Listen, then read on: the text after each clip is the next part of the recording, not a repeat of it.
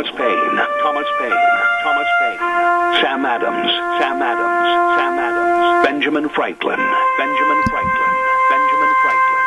These men spoke up for what they thought was right. From their courage came such documents as the Declaration of Independence and the Constitution of the United States. From their willingness to speak what was sometimes unpopular but right, we enjoy such liberties as freedom of speech, the right to keep and bear arms, and freedom of religion. There are those who still wish to oppress our freedoms, and there are still patriots willing to stand up and defend life, liberty, and the pursuit of happiness. Men like Zeb Bell, who honor our founding fathers and what they stood for. It's now time for Zeb at the Ranch, speaking up and defending your freedoms. Brought to you by Magic Valley Les Schwab Tire Centers and all of the other great advertisers on the program. And now, Zeb Bell. And now, one of the very important 12 commandments for seniors. And it is, talk to yourself. There are times you need expert advice. Morning, everybody. Here comes Kate Smith and God Bless America, followed by a Patriot with our Pledge of Allegiance. Come on, Patriots. Don't weaken. Don't weaken. Call in. And a good morning to you and yours. I'm Zeb Bell at Zeb at the Ranch with our major sponsor, your Magic Valley Les Schwab Tire Centers. All 7 locations serving you with the best in tires and service. And along with our friends at Burley Physical Therapy and Rehabilitation at 1263 Bennett Avenue, Suite 2 in Burley, helping you get back to being you. Right now, let's go to the phone line and start things off right with the Pledge of Allegiance. Good morning. Good morning. I pledge allegiance to the flag of the United States of America and to the republic for which it stands, one nation, under God, indivisible, with liberty and justice for all. I understand it's going to be a cloudy day out there today, so brighten it up and keep on smiling, would you please? You know I will, Zeb. Keep up the good work, and God bless America. Thank you very much. I appreciate it. And God bless you. Thank you so much. Thank you. Very nice lady right there. Time for the weather, and I believe that Scotty's filling in today, and the weather, of course, brought to you by K&R Rental at 256 South, 600 West of Hayburn. Hello, Roger, on the Burley-Paul Highway. I mean, they've got all the best of tools and equipment. I mean, everything you need to finish any kind of a project. So there you sit and you go, well, I got this to do, but I don't know what I need. Call them. Talk to them. They'll get it all lined out for you at 678-3122. K&R Rental on the Burley-Paul Highway. Now with the weather, here's Scotty. Looks like we have a fairly decent week ahead of us. Good morning with your Zeb at the Ranch weather forecast. I'm Scotty Cameron. For today, partly sunny, expecting a high of 33. Partly cloudy tonight, going to get down to 12. Then for Tuesday, going to see sunshine. 32 will be the high. Tuesday night, mostly clear with a low of 12. Then for Wednesday, sunny and 39. Partly cloudy for Wednesday night and a low of 17. On Thursday, partly sunny with a high of 38. That's your Zeb at the Ranch weather forecast. Have a great day. Oh, Scotty, thank you so much. Appreciate it. And the weather brought to everybody by K&R Rental. And they really offer the very best of tools and equipment for both long and short-term rental. By golly, you get a hold of them today. They can and they will help you. K&R Rental, 256 South, 600 West of Hayburn. Number to call, 678-3122. Stand by. Just a few minutes. We'll open the phone lines up for callers. And our big thank you also goes out to Daryl's Cleaners at 1223 Albion Avenue in Burley. Kevin and Cindy, I love these people. They are so good, so efficient, and they really care about your clothing. And they know the clothes are expensive today. And so dry cleaning helps prolong the life of your garments. So please get a hold of them, stop in. And whether it's putting a good crease in your Wranglers or taking care of all the dry cleaning on your shirts and your sports jackets or ladies' dresses, hey, stop into the best. Daryl's Cleaners, 1223 Albion Avenue in Burley. One other note quickly before we take our call. I understand that yesterday was an anniversary, a very special anniversary for some very special people. Jerry and Rose Voss celebrated their, I don't know how many anniversaries it was. It doesn't say here on the card, but let's just assume it was many, many, many happy years of marital bliss to Jerry and Rose Voss. Congratulations. And also, real quick, a big thank you to our friends at Ramsey Heating and Electric at 2600 Overland Avenue in Burley. Number to call, 678-0459.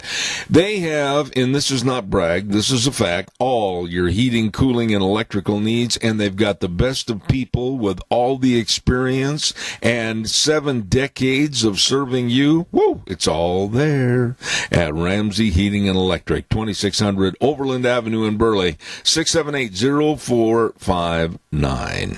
Caller, good morning. Glad to have you on the program. Good morning, Zeb.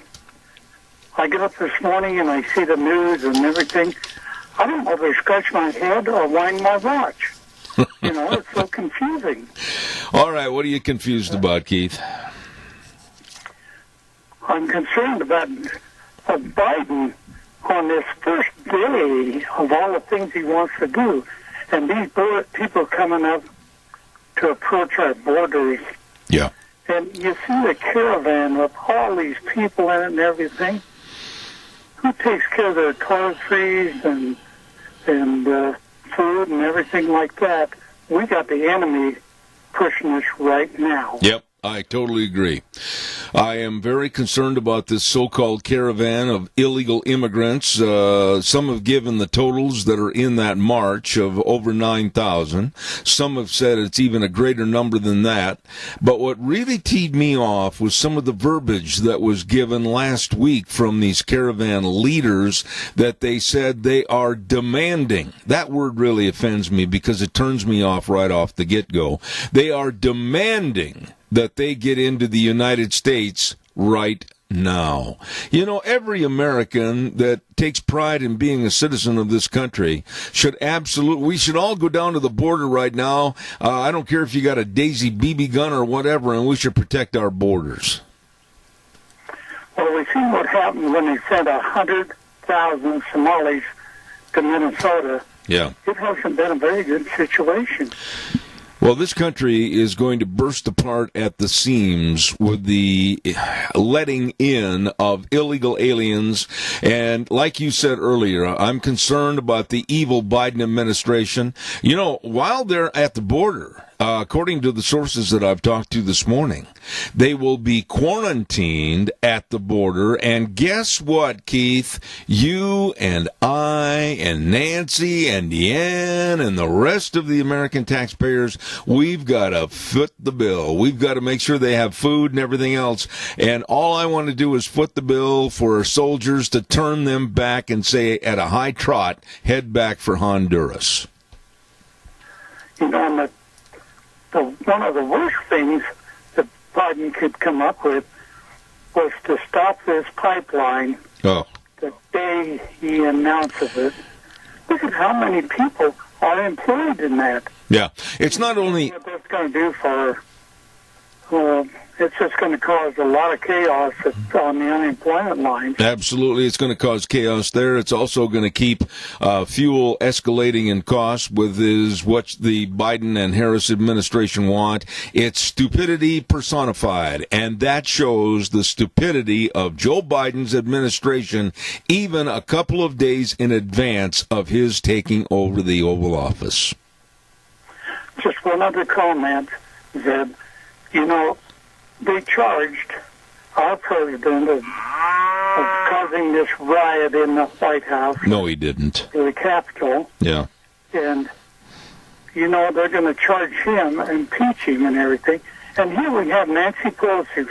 For the last 2 months, she's withheld this stimulus package from America. How many lives has that cost in suicide and other things. Well, you better get used to it, Keith, because it's going to get worse starting on Thursday of this week with the edicts that are coming down from King Biden and the Black Princess. That would be, of course, Kamala Harris. I'm scared. Everybody should be scared. Anybody with common sense is going to realize in very short order that this is not an administration for the United States of America. Thank you, my dear friend, and I mean that. Individually, we can do nothing. Yeah, we have our backs against the wall, and I'd like to know what else to do, but I'm not going to give up. I'm going to keep fighting right here on this program until the absolute idiots that are controlling the party of the Democrats come after us and pull the plug. Thank you, Keith.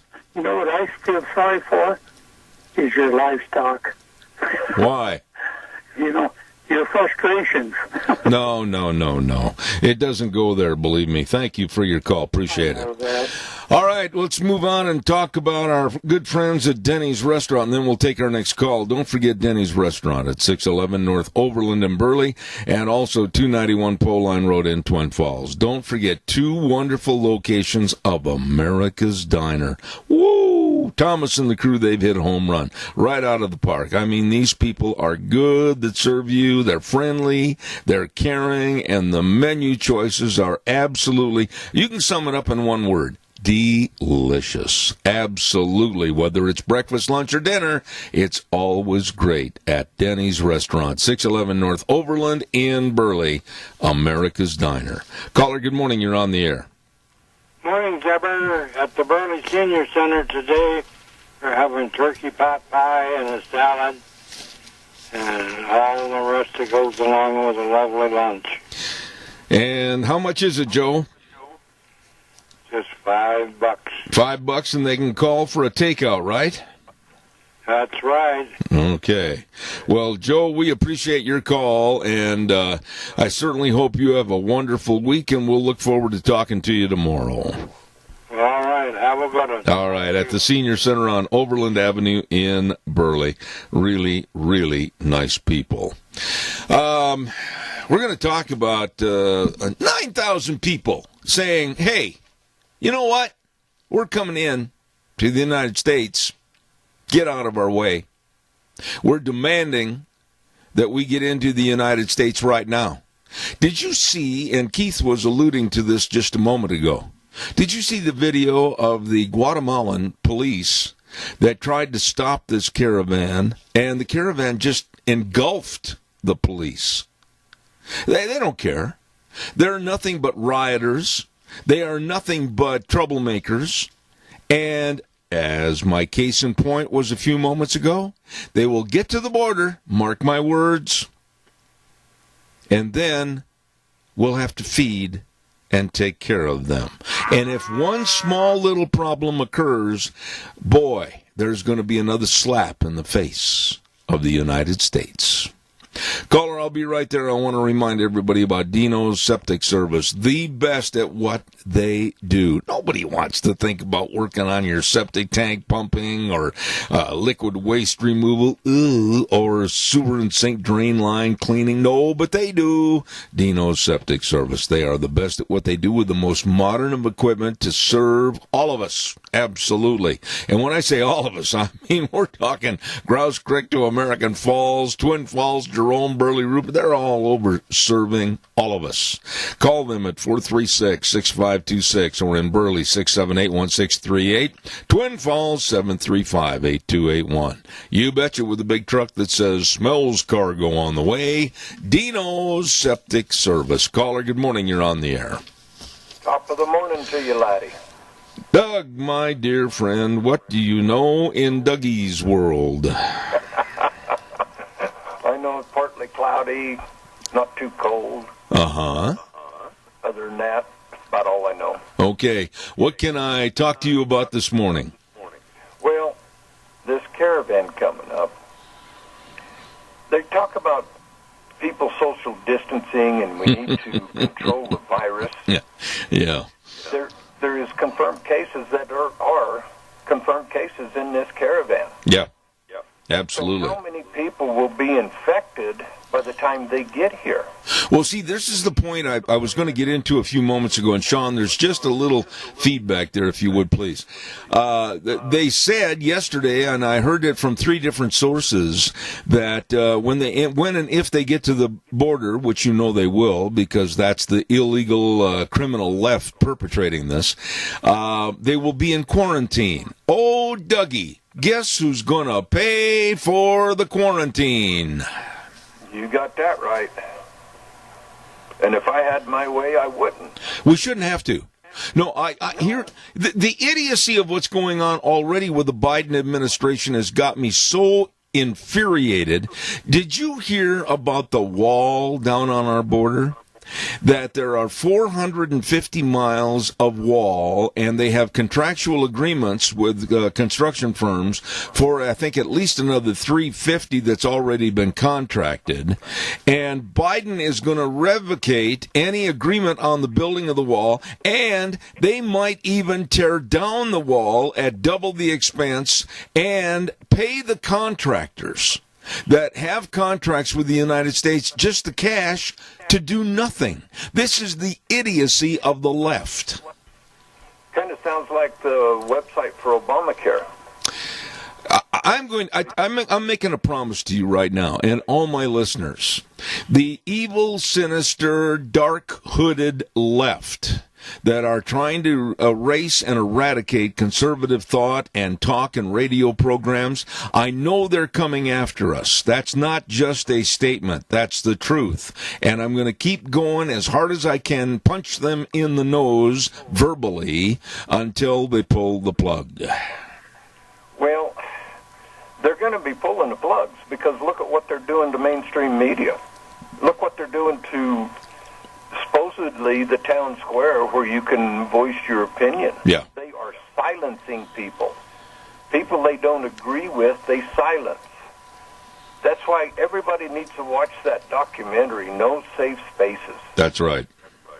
That's right. I mean, it is so true because they will eat their own if they don't follow in the footsteps that they want. I had an email last week. I wish I could find that real quick. I don't think I can. Hold on just a second. Let me see if I can respond to that. An email where a bottom line said this. Oh, here it is. Here it is. Let me read this to you quickly. This person that sent me this email said, the First Amendment guarantees freedom of speech, and the First Amendment is as strong as ever. The First Amendment does not guarantee that someone has a Twitter account. This person is very stupid. If they think that the First Amendment is guaranteeing freedom of speech and is not being encroached upon, we are in trouble. Exactly. Exactly right. Because where they're silencing people they don't agree with, they say it's hate speech. Well, who in the heck is the one that says it's hate speech or not? There was an article out, and I want you to go to the website and get this, and it was written by, guess what? CNN. And the woman is Nicole Hemmer. You need to read this. And just, it's drooling with evil left verbiage about getting rid of people like Mark Levin and Hannity and all others of our ilk. Read that, and boy, it's going to put a chill up your backbone. Exactly, and now CNN's going after Newsmax, says Newsmax needs to be shut down. Yeah, they are. They are. Yep. Because they do not stand in line with us. You notice they didn't say Fox needed to be shut down because Fox has capitulated over. No, you're wrong. They have come out after Fox. You're wrong there, Doug. Oh, they did? Yes, they have, and absolutely. Last week, there were 4 or 5 commentators, including CNN's Don Lemon and Cuomo and some of the other hired lack of common sense people that work for that network. It's been a call from the left, and it's absolutely been loud and clear that they want to destroy, shut down, and stop Fox News. Well, ask yourself this. If they don't want to hear what they have to say, isn't that socialism? Isn't that communism? Oh, it's there, Isn't that Doug. being a dictator? It's there. You know, I had a conversation with somebody this weekend, and we were talking about where we're at in this country. And honestly, stop and think about it. They're telling us what we can do. They're telling us what we can't do. They're telling us that we can't gather. They're telling us that we have to abide by certain rules and regulations. They're telling us that we can't say certain things. They're limiting our kids on what they can do or say. Come on, if that's not the tip of the iceberg for socialism that's getting bigger and bigger and the Titanic's going to sink, Titanic being in this country, we've hit it already. We've hit it. We have. We've hit that iceberg. And now it's time for patriots, Christians, to stand up and start making their voices heard that cannot let this go on. We need to expose them. And thank God President Trump, who is still my president, opened or declassified some of this the Russia disinformation stuff, the dossier, and it is pointing right back to Hillary Clinton and the Democrats. Comey knew about it. Everybody knew about That's it right. before they even started on it. That's right. You want to hear something? I got to end this conversation because I got to give away some cookies. But you want to hear how low and stupid the Democrats and cancel culture are for the left? They have even made an approach, not only by canceling websites and various stores from selling Donald Trump memorabilia or the MAGA hats, etc. They have even gone to the producers of Home Alone, the movie Home Alone, and they've said cut out the cameo introduction of Donald Trump in that movie. Cut it out of the film. It's no longer going to be in there. Wake up, America. Wake up. It is time to stand up and fight for the Constitution. It is time to contact your representatives and demand they represent the Constitution, which they swore to defend from enemies, foreign and domestic. Doug, the whole problem is, and if somebody's offended by this, so be it. I'm not going to soft soap it. I'm not going to make it into nice milk and cookies. The Republicans have no backbone. Exactly. They got the backbone of a snail. If it wasn't for that hard shell on the outside, they'd just be a blob. Amen. Got to run. Thanks, buddy. Quickly. Okay. Hey, everybody, let's do what we can for our senior centers. I mean, find out where they bank at and go to your bank and get some money. Just transfer every month. $10. Just $10 a month, and 100 people do that. That's $1,000 for that senior center. Absolutely. And that'll feed a lot of inbound elderly people. Absolutely. And go there and eat and leave with a full tummy and a full heart. There you did it. Good job. Thank you, my friend. Appreciate it. Don't forget Cheney Flooring and Home Design, Idaho's premier home design center. That Whitney is absolutely a genius when it comes to designing your space, and she'll offer a free design consultation in the store, and they do so much. And I mean, they're offering luxury vinyl plank and carpet and tile and hardwood and mosaics and countertops and home decor. Oh, the beauty, the beautification of your home. You get a hold of these folks today. Cheney Flooring and Home Design at 1300 Overland Avenue in Burley. Can't miss it. Unbeatable prices, and they're ready to help you at Cheney Flooring and Home Design. Let's give away some cookies, shall we? And we want to say thank you to Sophie's Chatterbox at 530 East Street in Rupert, right on the square. I mean, what a great restaurant and bakery. I'm talking all the delicious cookies and the pies and the cakes and all the different desserts and the muffins. Woo! They really know what they're doing at Sophie's Chatterbox. And if you win the cookies, a dozen cookies, call them and let them know when you'll be by to pick them up, okay? Here is the question for the day, and I think it's fairly easy. On the old TV series, Tales of Wells Fargo, what was the lead character name? I don't want the actor's name. I want the lead character's name in the TV series. On the old Western TV series, Tales of Wells Fargo, What was the lead character's name? Quickly call me at 436-2244, 1-866-927-4587, and you can win a dozen delicious cookies from Sophie's Chatterbox, 530 East Street in Rupert. Come on, give me a call. I'll repeat it one more time.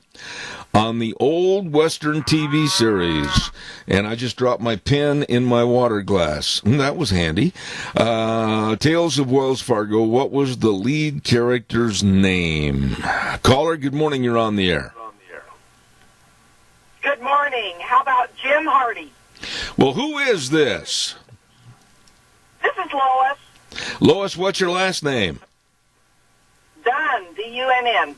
Well, you are 100% correct. Now, I'm going to put you on the spot. You've already won the cookies, but do you know the actor's name that played Jim Hardy?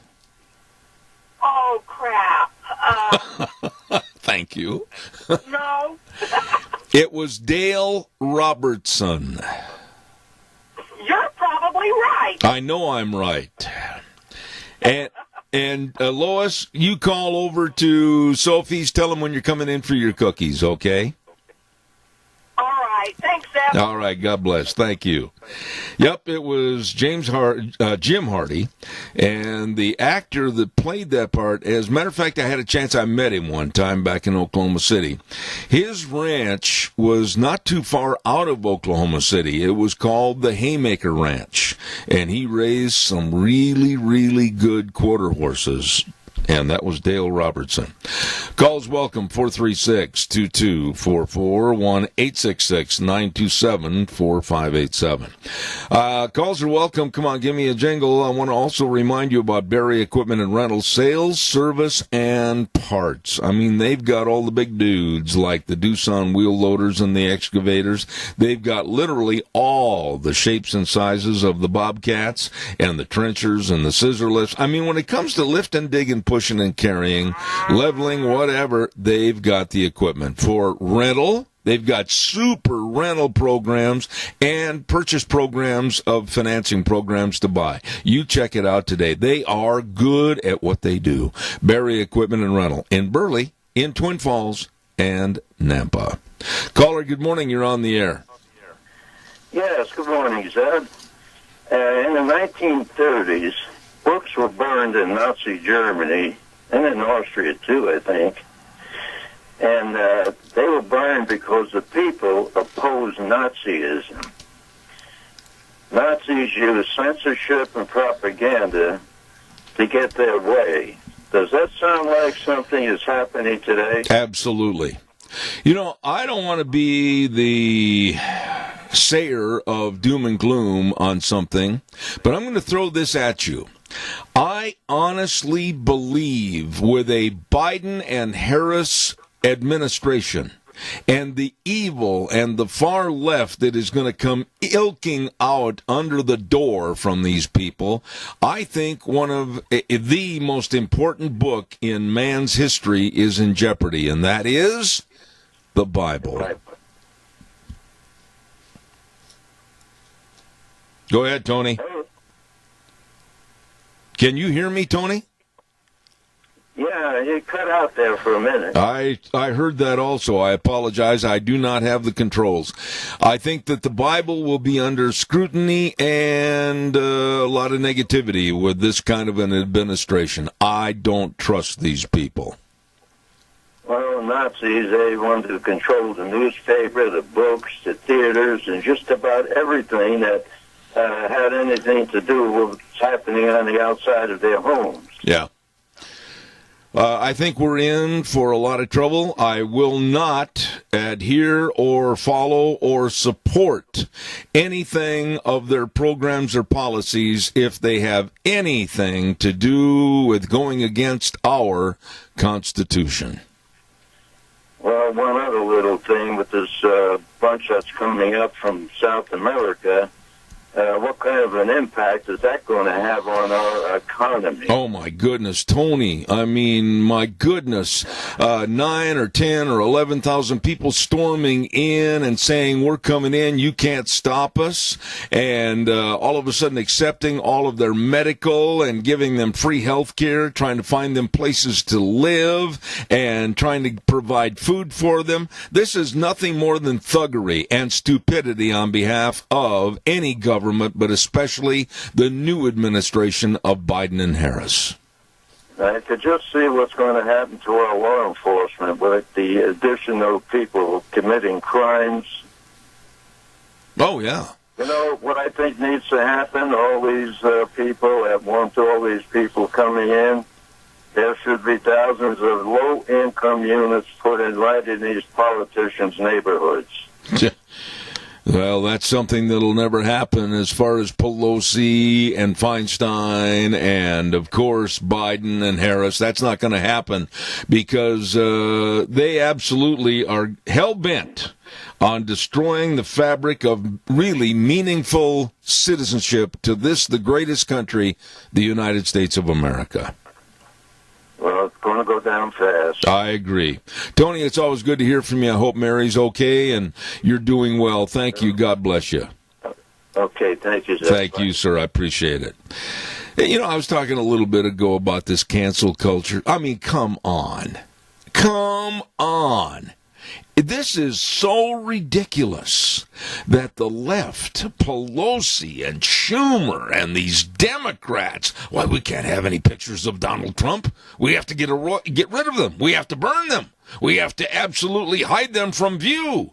And the cancel culture says, well, we'll do even more. We'll go after everything else. Why, we'll take his little cameo that he was in Home Alone, where he talked to Macaulay Culkin, the acting star of that movie, for approximately 10 seconds. Why, we've got to cut that out of our movies. We can't have Donald Trump be seen. This is crazy. This is absolutely crazy.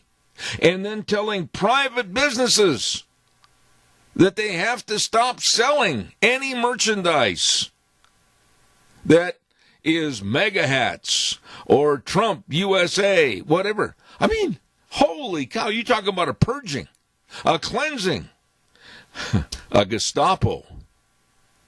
This is absolutely unreal. Unreal. And then these impeachment proceedings, honestly, come on, call me now. I don't care what political affiliation you have.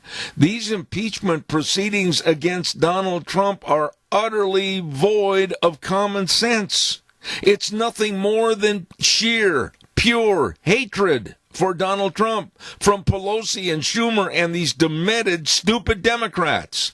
They are acting like crazed, rabid dogs. Caller, good morning. You're on the air. Sam, David, I'm just wondering what look Biden is going to put on to the Bible when he gets sworn in. Just a thought. Thank you. All right, Bob. Appreciate it. Yeah, I appreciate it. You know, Wednesday, Inauguration Day, I'm worried about that day. I am absolutely worried. I hope and pray that we don't have a lot of dissension, a lot of turmoil, a lot of trouble across the country. I really do hope and pray that there's not. We've got to get rid of Biden and Harris the right way through the ballot box. And it's got to start in 2022 at the midterms. There has to be an overwhelming fair vote to absolutely throw out and bury Democratic idiocy. Caller, good morning. You're on the air. Good morning. You know, I've got mixed emotions whether it should have a trial in the Senate on this impeachment, because there was no trial, no witnesses presented in the House on the impeachment. It was just what they wanted. And they also put in there not that he incited a riot, but it's also him contesting the election, him not accepting the election. You know, let me stop you right there, Doug. Please, I've got the speech right here on my desk, the entirety of it. There is no, quote, inciting of any damn riot. Very true. And also, if you look at the timeline when they first started attacking the Capitol, and when they first breached the Capitol, President Trump was not done speaking. Yeah. It started 30 minutes or more before he finished his speech. Would you? How can these people march down there 30 minutes before he finishes and make their voices heard? Yeah.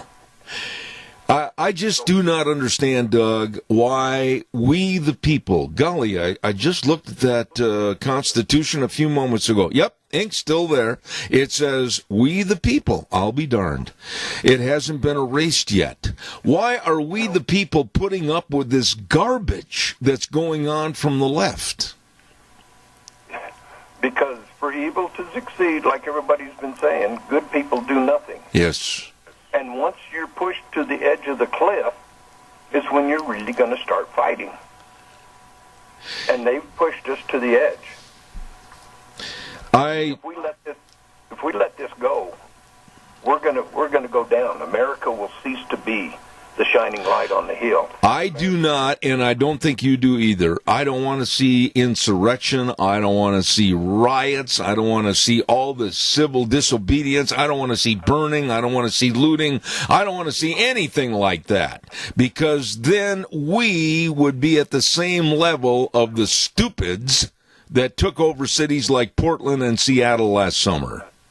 Exactly. I know. No rioting, no burning of private businesses, but we need to go stand at the Capitol, and we need to let our voices be heard, and we need to demand that our representatives, we sent them there to represent us. Yes. And I heard something last week that just turned my stomach. Kevin McCarthy stood up for Liz Cheney. Oh, my. And she voted her conscience. Yeah. And if I was under her in that I would be calling her and said, Baloney, you don't vote your conscience.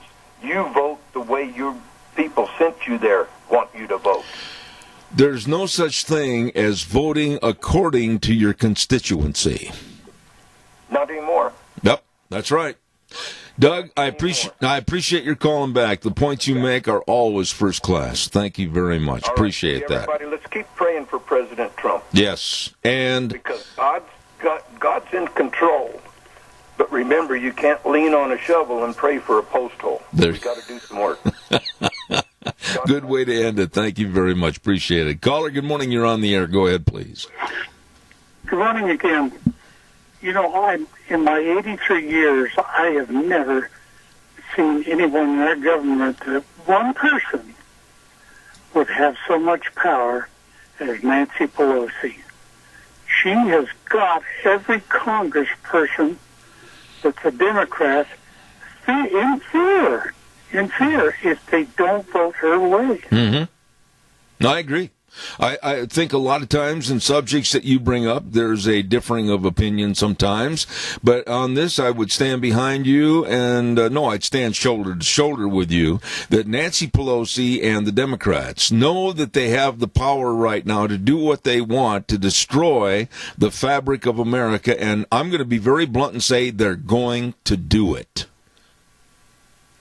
I've got to go write this down on my brownie side. Okay.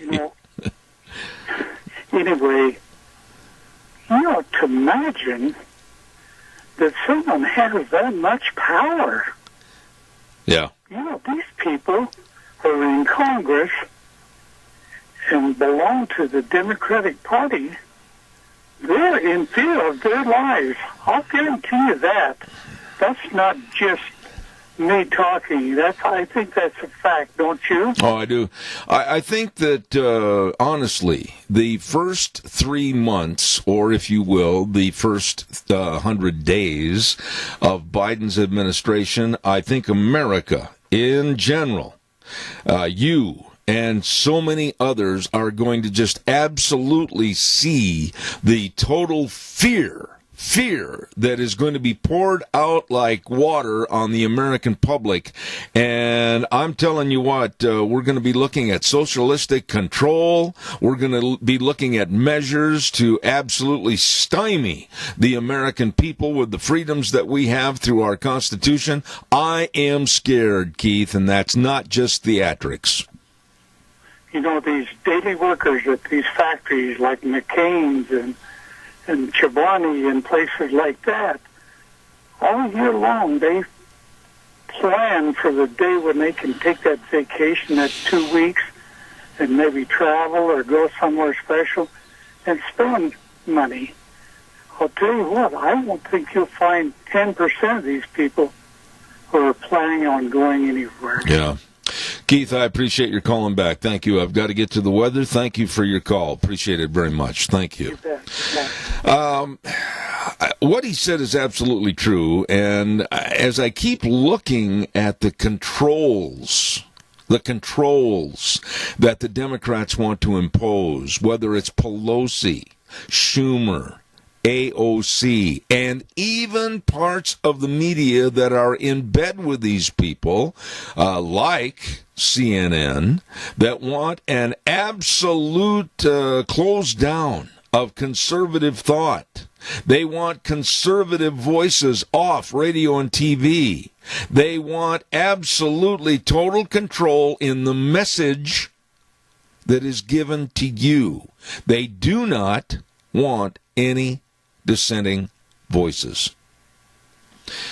Time for the weather, and the weather brought to you by Mount Harrison Audiology and Hearing Aids. Absolutely offering you the best practices and technology for your hearing health. Absolutely.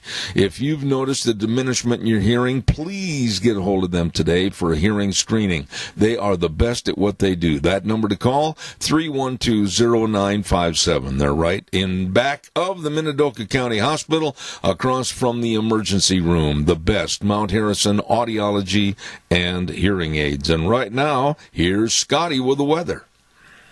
Looks like we have a fairly decent week ahead of us. Good morning with your Zeb at the Ranch weather forecast. I'm Scotty Cameron.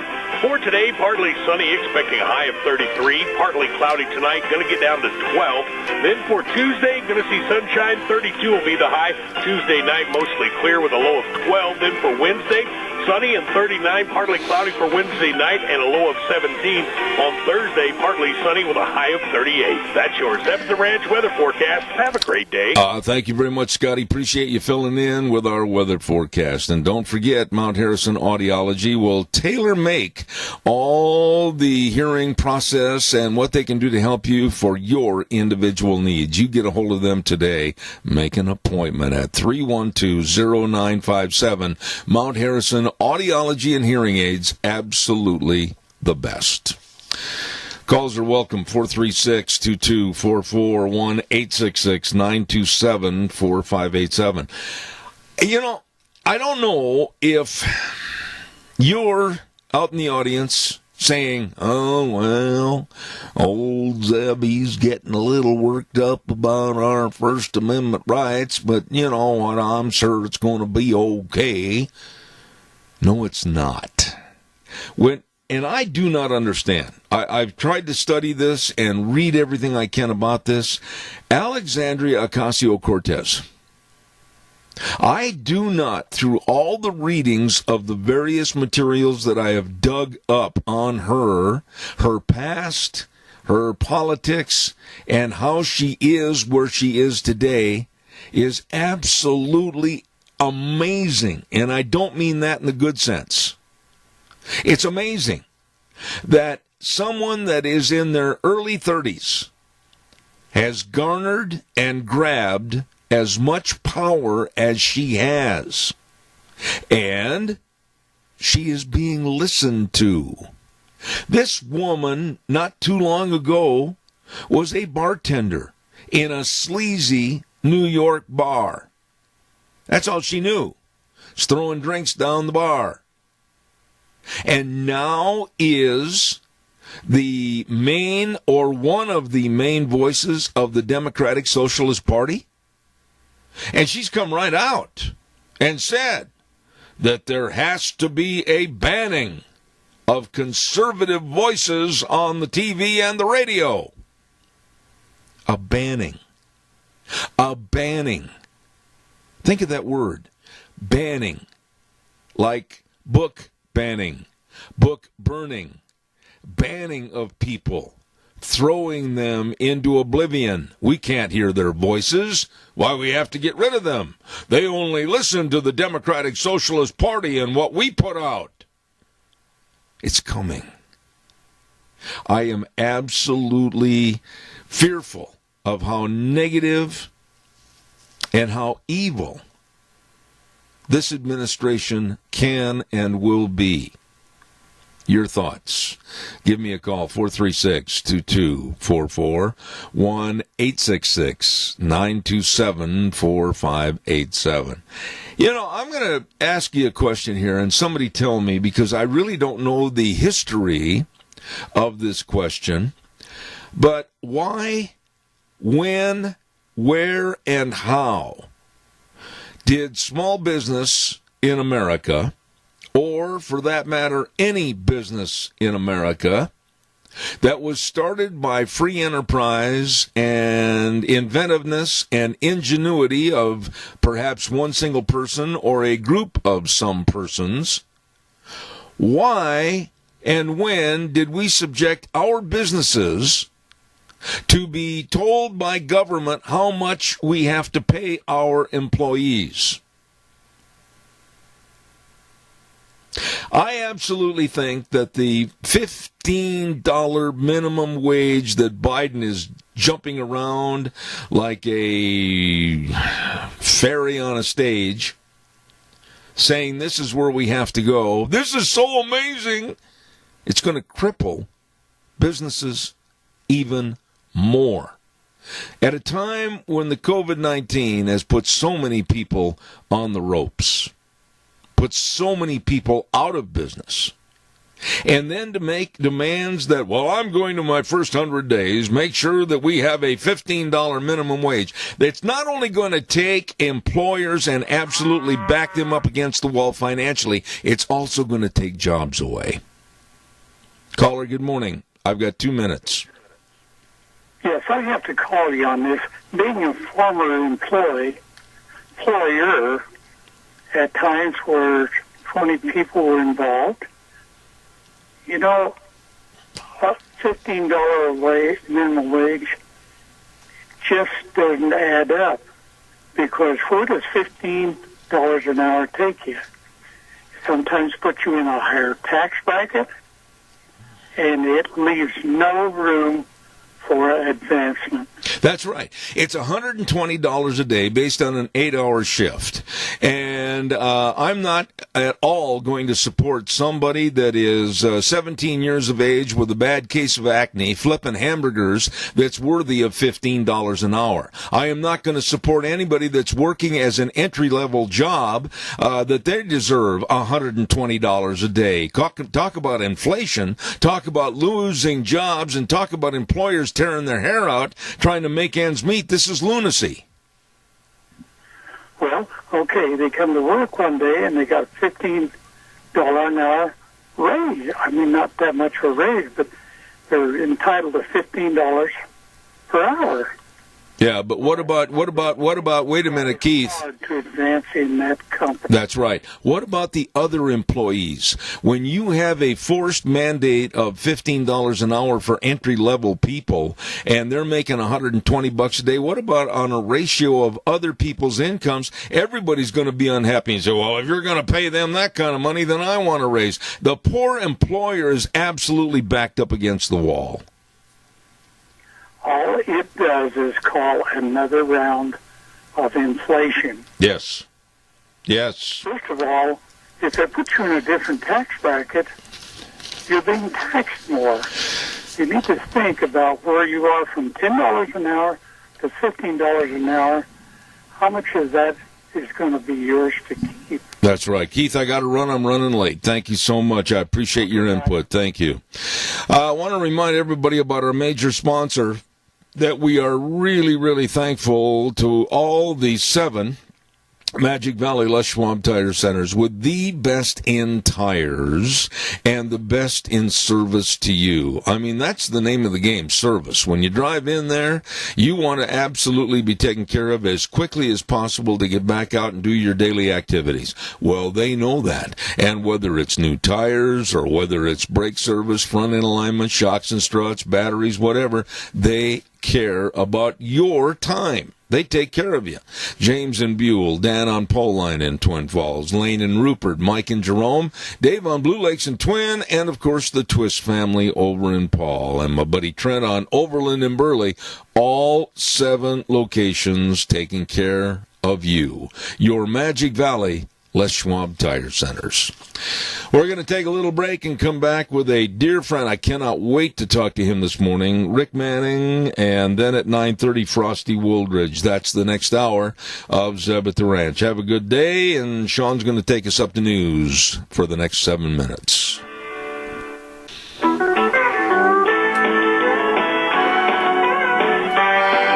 Oh, good morning on a Monday, January the 18th already. My goodness sakes, Zeb at the Ranch. I'm Zeb Bell, and of course with our major sponsor, your Magic Valley, Les Schwab Tire Centers, all 7 locations, providing the best in tires and service.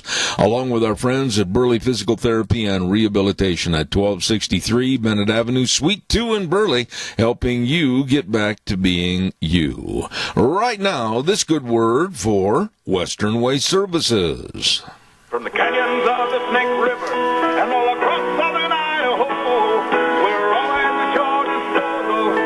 Western Way Services, we care about our community, our resources, and this free land. Western Way Services is lending a hand, always at your disposal. Western Way Services, don't forget they've got the dumpsters in various sizes. You can call them and they'll bring one over. You fill it up, you call them again, they'll come and get it. My goodness sakes, they are always at your disposal. Call them at 734-6969. Western Waste Services, absolutely the best. Right now, I also want to remind you, too, about our dear friends at Burley Physical Therapy and Rehabilitation. I'm going to be over there again this afternoon at 1 o'clock, working on the old hip and the knee. Oh, yeah. I'll tell you, they're located at 1263 Bennett Avenue, Suite 2 in Burley. Nick Greenwell and all the physical therapists. These people are very caring and conscientious, and they know how to help you get back to being you. Absolutely. Call for an appointment today, 678-1191. I'll repeat it, 678-1191. Burley Physical Therapy and Rehabilitation. And one other quick note, too. I want to remind everybody about great places to go eat, and that's, of course, America's Diner. Denny's Restaurant at 611 North Overland in Burley, and another location at 291 Poline Road in Twin Falls. Don't forget Thomas and the crew. They have put forth a lot of energy and a lot of knowledge for the absolute tastiest of food for breakfast, lunch, and dinner. Anytime, all the time, and super nice people serving you at America's Diner. Denny's Restaurant, 611 North Overland in Burley. I really am looking forward to getting his remarks to some of my questions this morning because, boy, I'm nervous. I'm more than nervous. I'm very worried about the upcoming administration with Biden and Harris. I don't trust them. I've said that earlier this morning. And we'll find out more right now with the president of Americans for Limited Government, my dear friend, Rick Manning. Good morning, sir. How are you? Good morning, Zeb. How are you? I'm really good. And, Rick, you are a blessing to have on the air this morning because there's a lot of questions I've got regarding Biden's first 100 days. I have read and I am very worried about the executive power that this man is going to force upon the American public in the first 100 days. What are your thoughts? I think he's going to try to overwhelm the system and will likely be successful in doing that. Your listeners may remember that I have little bit of a background in that I was part of the President Trump's transition team, and our plan was very simple. It was to have every agency do 2 or 3 things in the first week that were rolling back various Obama initiatives and flood the system in such a way that they might be able to stop 2 or 3 of them. They wouldn't be able to stop 100 and get a lot of stuff done very rapidly, with the goal of demoralizing the opponents and being able then to move rapidly towards the policy changes we wanted to get done. That was our strategy. It was a great strategy.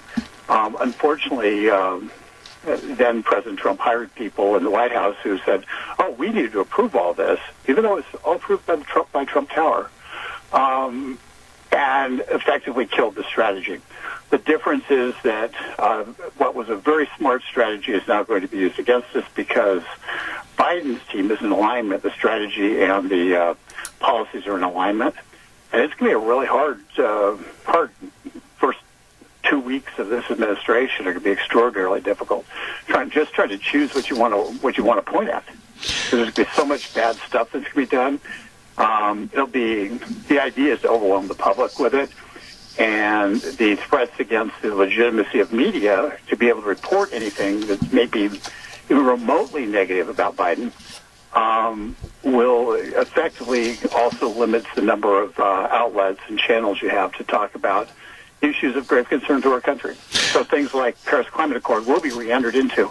We won't even have a discussion about it. It'll just happen. Okay, let's go down somewhat of a shopping list that I've put together. I am really concerned about what he is going to do or not do about COVID-19, the relief packages, his dominance in saying that he's going to have and impose a mask mandate nationwide. Break that down for us and tell us what your fears are. Well, I think what I just read about what he was planning to do on masks was putting an order in place which says in order to engage in interstate travel, you have to be wearing masks. So essentially, it's meaningless because it's already what is in existence. If you travel on Amtrak, you have to wear a mask. If you're traveling on, you get out of your car, driving up and down various freeways, you have to wear a mask typically. So it really has very little practical impact, but it'll be something that people are going to say, "Oh, he did something." It will encourage those states which have draconian policies to even get more draconian in terms of their approaches, and that will be challenged. But in terms of masks, I think they're trapped in terms of masks because it really isn't their job, and they're going to try to do some things within the kind of in the edges of law, but they're not going to be able to do much. Rick, moving along to a problem that I watched over the last couple of days, and I think this problem is going to really come into this country and cause sheer panic and hatred again, and that's the Caravan coming up from Honduras.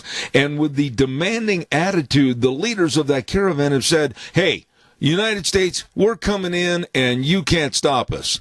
Wow. As a citizen, I don't like to be threatened like that, and I sure as hell would like to stop them, I'll tell you that.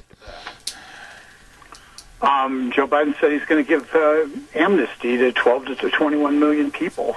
So, the smart bet, if you want to get cash Willy Wonka's golden ticket, is to get across the border before the amnesty is declared. Now he's essentially set up a open for business flag, and told every human trafficker in the world, ship your people here. He's also told the cartels that we are going to legitimize the operations that they put into place in many of our major cities, which are in many respects running our major cities. And so we are effectively going to institutionalize the cartels' dominance in some of our cities in terms of drug trafficking and threats against law enforcement. So, yeah, it's going to be, it's not good. He's inviting it. that's the policy he wants. He's saying that he's going to lift the ban on travel from certain Muslim countries, although they weren't all Muslim, that President Trump put into place. That's certainly within his rights as president. And so we are going to, when you steal an election fair and square, you get to make the rules. And so now he's going to make rules. Let me just ask you a quick question, though, and we'll take this next call. But, as far as breaking the Constitution of the United States, and as far as telling the taxpayers that they have to pay, I mean, when these people get up to the border, I've been told that they'll be in supposedly a 14-day quarantine. Again, the American taxpayer having to foot the bill. And then when they get into this country, we're footing the bill again. Isn't there some way that this can be stopped by Biden and these people breaking the law of our borders and the sanctity of what this country is? Certainly, there could be a lawsuit should be filed. Should be filed on January 20th as soon as the policy goes into effect, seeking to stop the policy from going into effect. The courts will then get to choose what they want to do. Zeb, one of our great challenges, there's many of them, but one of the challenges is that, and I don't want to be Debbie Downer here, but I've got to answer your questions truthfully. The Democrats, their judges had absolutely no compunction against having some random federal judge in Hawaii issue a nationwide injunction on something and say, well, I've decided so it can't in Hawaii, so it can't happen in Rhode Island. And it's and our judges don't exercise power that way. Judges who tend to be for the law will say, well, I'm finding against you, but I'm staying any movement on it until the higher court can decide, which is actually the right way to do it. But the left wasn't constrained by that, and they used that strategy to effectively delay Trump policy for years in an attempt to run out the clock on President Trump. The Biden administration is going to press aggressively on dozens of fronts, knowing full well that the dollars, the money doesn't exist to fight every one of these things in court, let alone fight them in Congress. And so it's going to be we're going to have to pick and choose which battles we're going to fight. And that means some really, really important battles are going to be lost simply because nobody's able to afford to fight them. Thank you, Rick. And caller, I'm sorry to keep you waiting, but go ahead, please. You're on the air. Go ahead quickly. Yes, Mr. Manning, do you feel that this open border situation is designed to install a one-party system or better speak of a dictatorship in this country? I think it is designed for political benefit for the Democrats. It certainly doesn't help American workers. If the Democrats actually stood for the people they have lied about standing for years, they would never embrace this policy. So yeah, it's about politics, and it's about basically if you take a look at HB1, which is the HR1, which is the Democrat in the House first bill that they filed. It is making it federal law that elections have to be run the way they're run in California, and where you basically have ballots sent all over the place. You have no ballot security whatsoever, and and anybody and everybody's voting as many times as they want, and that's that's what they're trying to institutionalize. So it would make sense if they're trying to institutionalize that, having additional people who can vote illegally would be something they're trying to do. There's no doubt that the amnesty for 11 to 21 million people is designed to put people on a pathway to citizenship very rapidly and allow them to become eligible voters, effectively adding 11 to 21 million people to the Democrat voting rolls. Thank you very much, caller. Appreciate it. Rick, I'm going to jump around here a little bit, and one issue that on this program I've been fighting for a long, long time is absolutely the LGBTQ community trying to force themselves and the trans men, which are now calling themselves girls, into girls' sports. It's going to be the ruination of Title IX and, of course, like I mentioned, girls' sports. But Biden and his administration are absolutely in favor of this, and I find that appalling. Yeah, that's what they're going to do. It's I want people to remember a simple thing. They didn't talk about any of this when they were running for office. That's right. Okay, this isn't what they told you they were going to do. They didn't tell you anything about what they were going to do. That's why Joe Biden had to hide in the basement, was because they didn't want him to actually tell anybody what he was going to do. So now people are waking up and they're saying, I didn't vote for that. Well, apparently, and I think a lot of people didn't vote for that who were recorded as voting, but be that as it may, it's that's what we're going to get. There are lawsuits related to Title IX that girl athletes have filed because it has a real implication for people. Anybody who's got a kid who's in high school who's athletically inclined, female in high school who's athletically inclined, knows that that one of the big benefits of Title IX is that there are lots of scholarships available for female athletes. And you have to be an elite athlete to qualify. This isn't like, you can be a crummy athlete and get it, but there are lots of scholarships available for female athletes. However, if men are allowed to compete, if biological men are allowed to compete for those spots, effectively there is no Title IX at that point. And the concept of girls' sports in high school goes by the wayside because you have a capacity to game the system, and there are tens of thousands of dollars at stake for each individual in terms of not having to pay people's tuition, and given the world having school pay for their tuition based on athletic scholarship, and in a world where one day you can claim to be one thing, and another thing you can claim to be another thing, and you cannot be challenged because we all create our own reality. It's kind of separation from any rational thought that's existed on college campuses for at least 5 to 7 years, and now is going to become rampant throughout the country. That's going to be essentially, women's athletics is gone. Absolutely. Caller, you're on the air. Quickly, I've only got 7 minutes left. Go ahead. It's a quick question. I heard on this station the other day, one of the guests had a speaker on.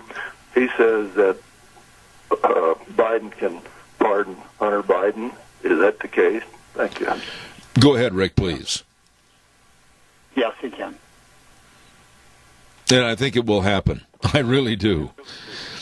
I really do.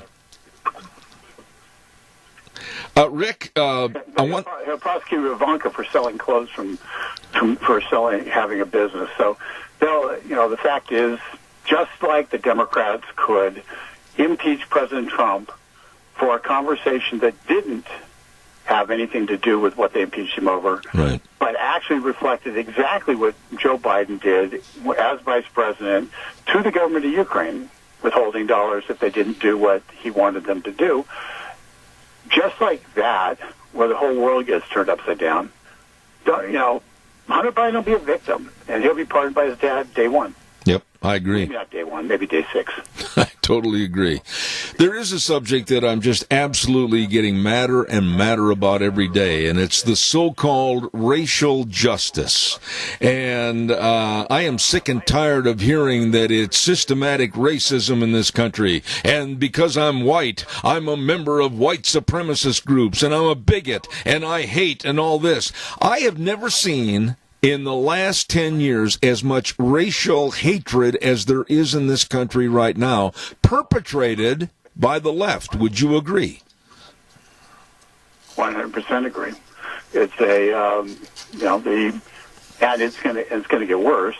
I can't remember the woman's name. I just know I was reading about the person who's supposed to be nominated for the Department of Justice Office of Civil Rights. I've got her name right in front of me, and it's Kristen Clark. I just encourage anybody to Google up and find out Biden nominee for the Department of Justice Office of Civil Rights and read some of the commentary about her. Yes. She is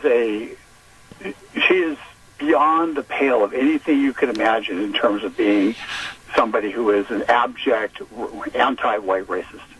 To the point that her papers in college talked about black supremacy in a whole variety of different ways, and it was viewed as scholarship. Okay, and if if you put the shoe on the other foot, it would be enough to get any white person thrown out of college. But for her, it was viewed as scholarship, and now she's about to become the head of the Department of Justice Civil Rights Division if the Senate approves her nomination. Her name is Kristen Clark, and very unfortunately, I have taken the time to read her theory, and it sickened me. This woman is dangerous. Yep. And she's risen to the top of the heap. Yeah. In terms of remember, Department of Justice Office of Civil Rights, they're the ones who are supposed to be investigating voting rights violations. They're the ones who during the various riots that existed during the Obama administration, they're the ones who were dispatched to actually pour gasoline on the fire in the Michael Brown one down in the St. Louis area, for instance, where the hands up, don't shoot lie. Mm-hmm. Well, that was her. That was that office that actually went down under the guise of reconciliation. They went down and poured gasoline on the fire. So, yeah, we're going to have a government agency run by somebody who hates white people to sit there and have and they're going to be enforcing the civil rights laws of the nation. Over and above her, though. I'm sure everybody voted for that. Yeah, right. Over and above her, there's another woman that I fear, and that's Susan Rice, with basically a domestic look at and being an overseer of what's going on in this country. How much do you fear her position in the Biden administration?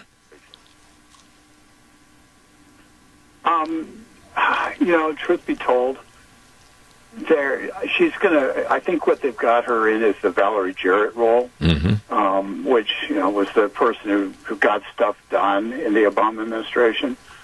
I think her role is to try to get as much crazy done as possible, and to finish the fundamental transformation that Obama started, Trump reversed, and now they're going to put back in on steroids.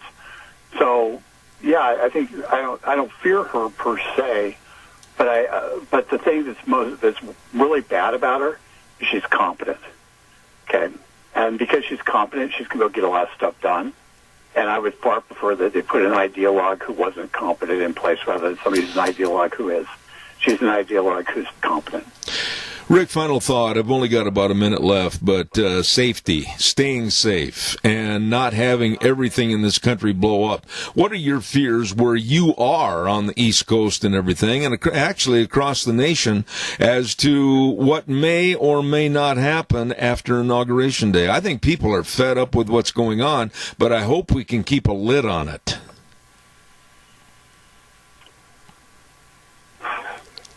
My biggest concern about what's going to happen immediately after Inauguration Day will be the attack on the ability to have a voice and in society to be able to actually be able to express concerns that are different than the dominant concerns in government. The attack today, there was a story about CNN calling for Fox News and OAN and Newsmax to be deplatformed off of cable stations. That's the kind of thing that we're looking at that's going to start happening, which will make it so the very media that you think you can depend on will go away. Everybody out there needs to do a simple thing. They need to sign up for Zeb Bell's email list and sign up for Americans for Limited Government's email list, because email may be one of the only ways you're going to get information in the relatively near future. Absolutely. So go to getliberty.org and sign up for email. Subscribe, it's free, and you'll get what we're talking about. You'll be able to get a daily dose of what we're talking about, and I'll be beefing that up so we have more information heading out the door. So sign up for getliberty.org to the subscribe list, and sign up for Zeb Bell's subscribe list. I am going to keep plugging yours on my program, and I can't tell you how much I appreciate your comments. A dear friend of this program, and believe me, listen to what he says. President of Americans for Limited Government, Richard Manning. God bless you, Rick. We'll talk to you next Monday. Thank you so much. Thanks, bud. You betcha. Thank you. He's right. He's 100% right. Our voices are on the verge of being stopped, stymied, and stilled. It's happening. Watch out. for the heinous acts of the Biden-Harris administration. We're going to send it back to our next guest in just a moment. I want to remind everybody about Cameron and Siemens Insurance, Highway 24 in Rupert. Oh, Todd and his staff are so good at serving you, dedicated and responsive to your needs. Believe me, they are devoted to serving you with the best of life insurance, health insurance, retirement planning, employee benefits for you, your family, and your business. What do? Call them. Make an appointment. 436-4424. Cameron and Siemens Insurance, Highway 24 in Rupert. You get a hold of those good folks today. Real quick note before we go to Frosty, I want to remind everybody about Patterson's Electronics. Hello, Curtis and Lorena. These are good people. And boy, do they know everything about electronics. I mean, they leave me in the dust. They know everything, and they've got the Bluetooth stereos with CD, AM, FM, now only $54.99. Woo! And they've even got food storage supplies. That's right. You check it out. And a Sony 4K Smart TV starting at just $449.99. You get in there today. Patterson's Electronics, 421 East Main in Burley. Open Monday through Saturday, 9 to 6. These are good people at Patterson's Electronics. Oh, boy, here's my friend, and we have got so much to talk about. Golden, Colorado's Frosty Woldridge. Good morning. How are you? Well, good morning, Zeb, and good morning to all of you listening across the country. Certainly we are about to begin a new chapter as far as the presidency of the United States. And for those of you who have not turn to my latest column, you might go to newswithviews.com, and I wrote a very compelling piece, I think. It's called Blacks Are Superior to Whites, so said the Civil Rights Division nominee, Kristen Clark, who is an African American. And for a presidency like Biden, who wants to bring the American people together, this man has hired the head of the Civil Rights Division, and she is one of the largest, most prolific racists in the country, and I simply expose her in this piece. And it's featured at newswithviews.com this morning, or even before it's news, and quite a few other websites. So hopefully you get a piece of this and give you an understanding of what we're in for. Frosty, I've read this and your piece, and I will stand shoulder to shoulder with you as everything that you put in here is bona fide fact.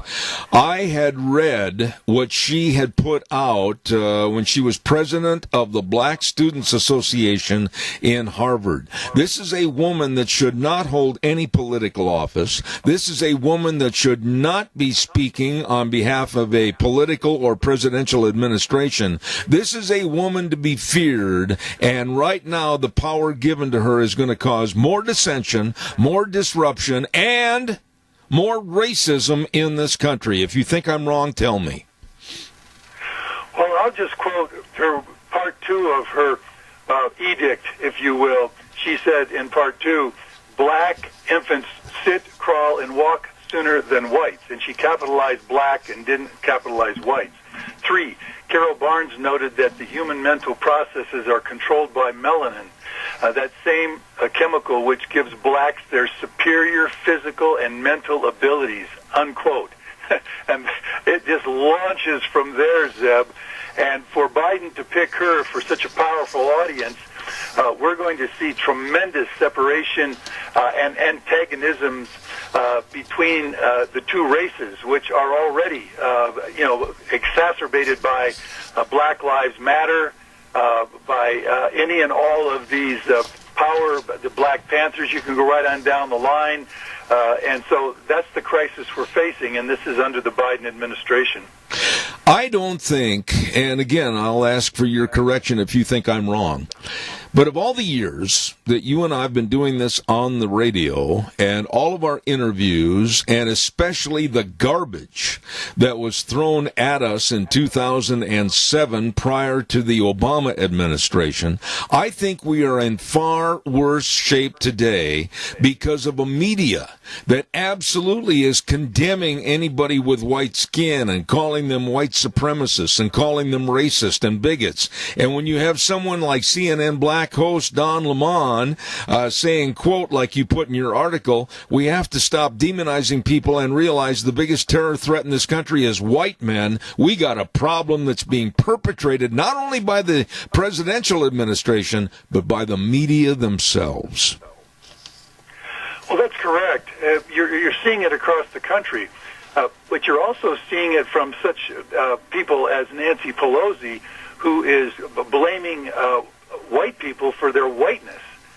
You know, one of the things that very few people appreciate in this country is the fact that the whole continent of Africa is an evolutionary disaster. It is loaded with poverty and with disease and overpopulation and children with no fathers. It's got AIDS. It's got people walking. Literally 90% of Africa, people don't have a toilet. They have no access to a toilet. That's how far back on the evolutionary chain they are.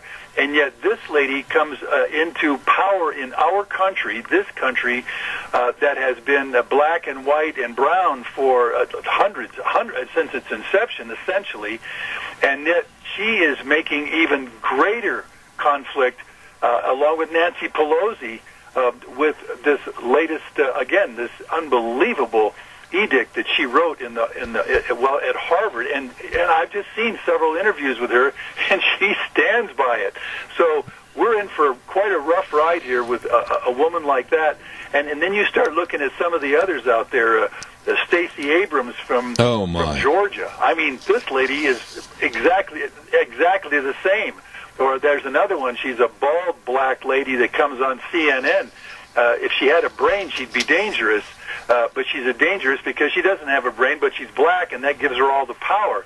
And what's really happening out there is the media is really, I mean, whether you get Scarborough or you get Anderson Cooper, you go right on down the line.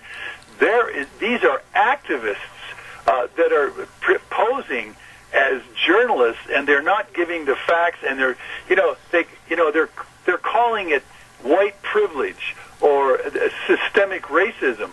I'd rather really name it systemic victimhood, because the fact is black people in America have the highest standard of living in the world of all black people around the world, and they also there's more millionaires and billionaires that are black in the United States of America than any other place. And most black Americans really enjoy being here in America. They have the most incredible opportunities for sports, for education, for social equity, and everything that can be given to them. And so it really is a shame, and it's a nightmare that these news medias and these particular individuals across the country are creating such a conflict. Well, and your point that you made with a very simple 3-line paragraph in your writing, and I'm going to repeat it because it's absolutely the truth. If any white broadcaster had made such a statement about black Americans, his or her head would be on a platter within minutes after saying such a racist comment. And that's entirely true. We are watched, we are listened to, we are absolutely cut up and divided by the media, like the CNNs and like the New York Times, that are looking for people that might at all, that are white, say anything negative about any other minority race. But it's okay for the minority races to absolutely slice and dice the whites. And boy, are they slicing and dicing the whites. And you know, one of the greatest tragedies for America is that white guilt actually elected Barack Obama, who really is a post-American president. In other words, he's not all American. He's half Kenyan or whatever he is. He's half white. He's a mulatto. And yet, when he got into office, he had no credentials whatsoever, other than being a community activator, I guess, or organizer for something. We don't even know what. He never really held a job. He had no aspect whatsoever, or talent, or skills, or credentials for being president of the United States. And in other words, he just BS'd his way into the White House, and while there, he groveled in front of Islamist kings, because he, in fact, lied about his religion. He was an Islamist himself, a Muslim, and not a Christian. And during his time, he literally created the black-white rift with cops across this country, and he started us down this trail. And now you see this emboldened black situation to condemn all white people, when white people are the majority in this country, and we have created laws that have given black people all of the opportunities for highest education, for scholarships, for social standing, for affirmative action, for WIC, taking care of single mothers with illegitimate children, which as a matter of fact, is 7 out of 10 of them have illegitimate children. And you wonder, that's a personal choice, but not a responsible one. But guess who's paying for it? The majority of white voters and white Americans who hold jobs in this country. They're the ones that are paying for WIC, and they're paying for ADC, aid to dependent children, and of course food stamps, the EBT cards that give them, and then Section 8 housing.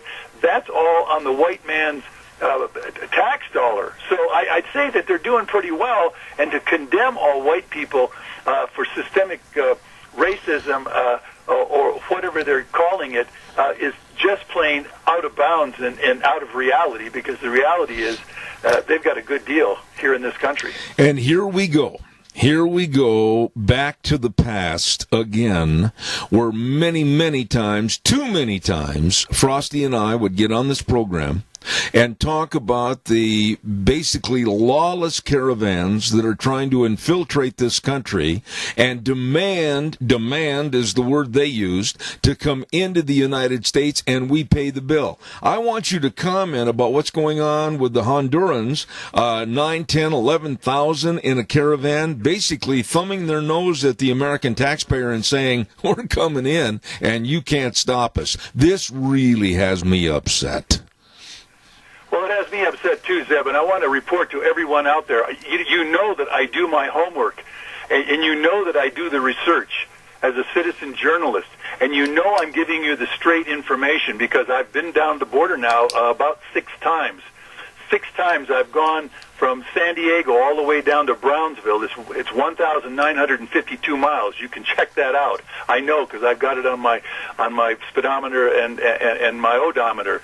And the reality is, we have been taking in all of these illegals for 3 decades now, and this man is about to legalize, DACA.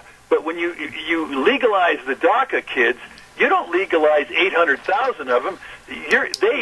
Once they get legalized, they get to bring in 10 of their family.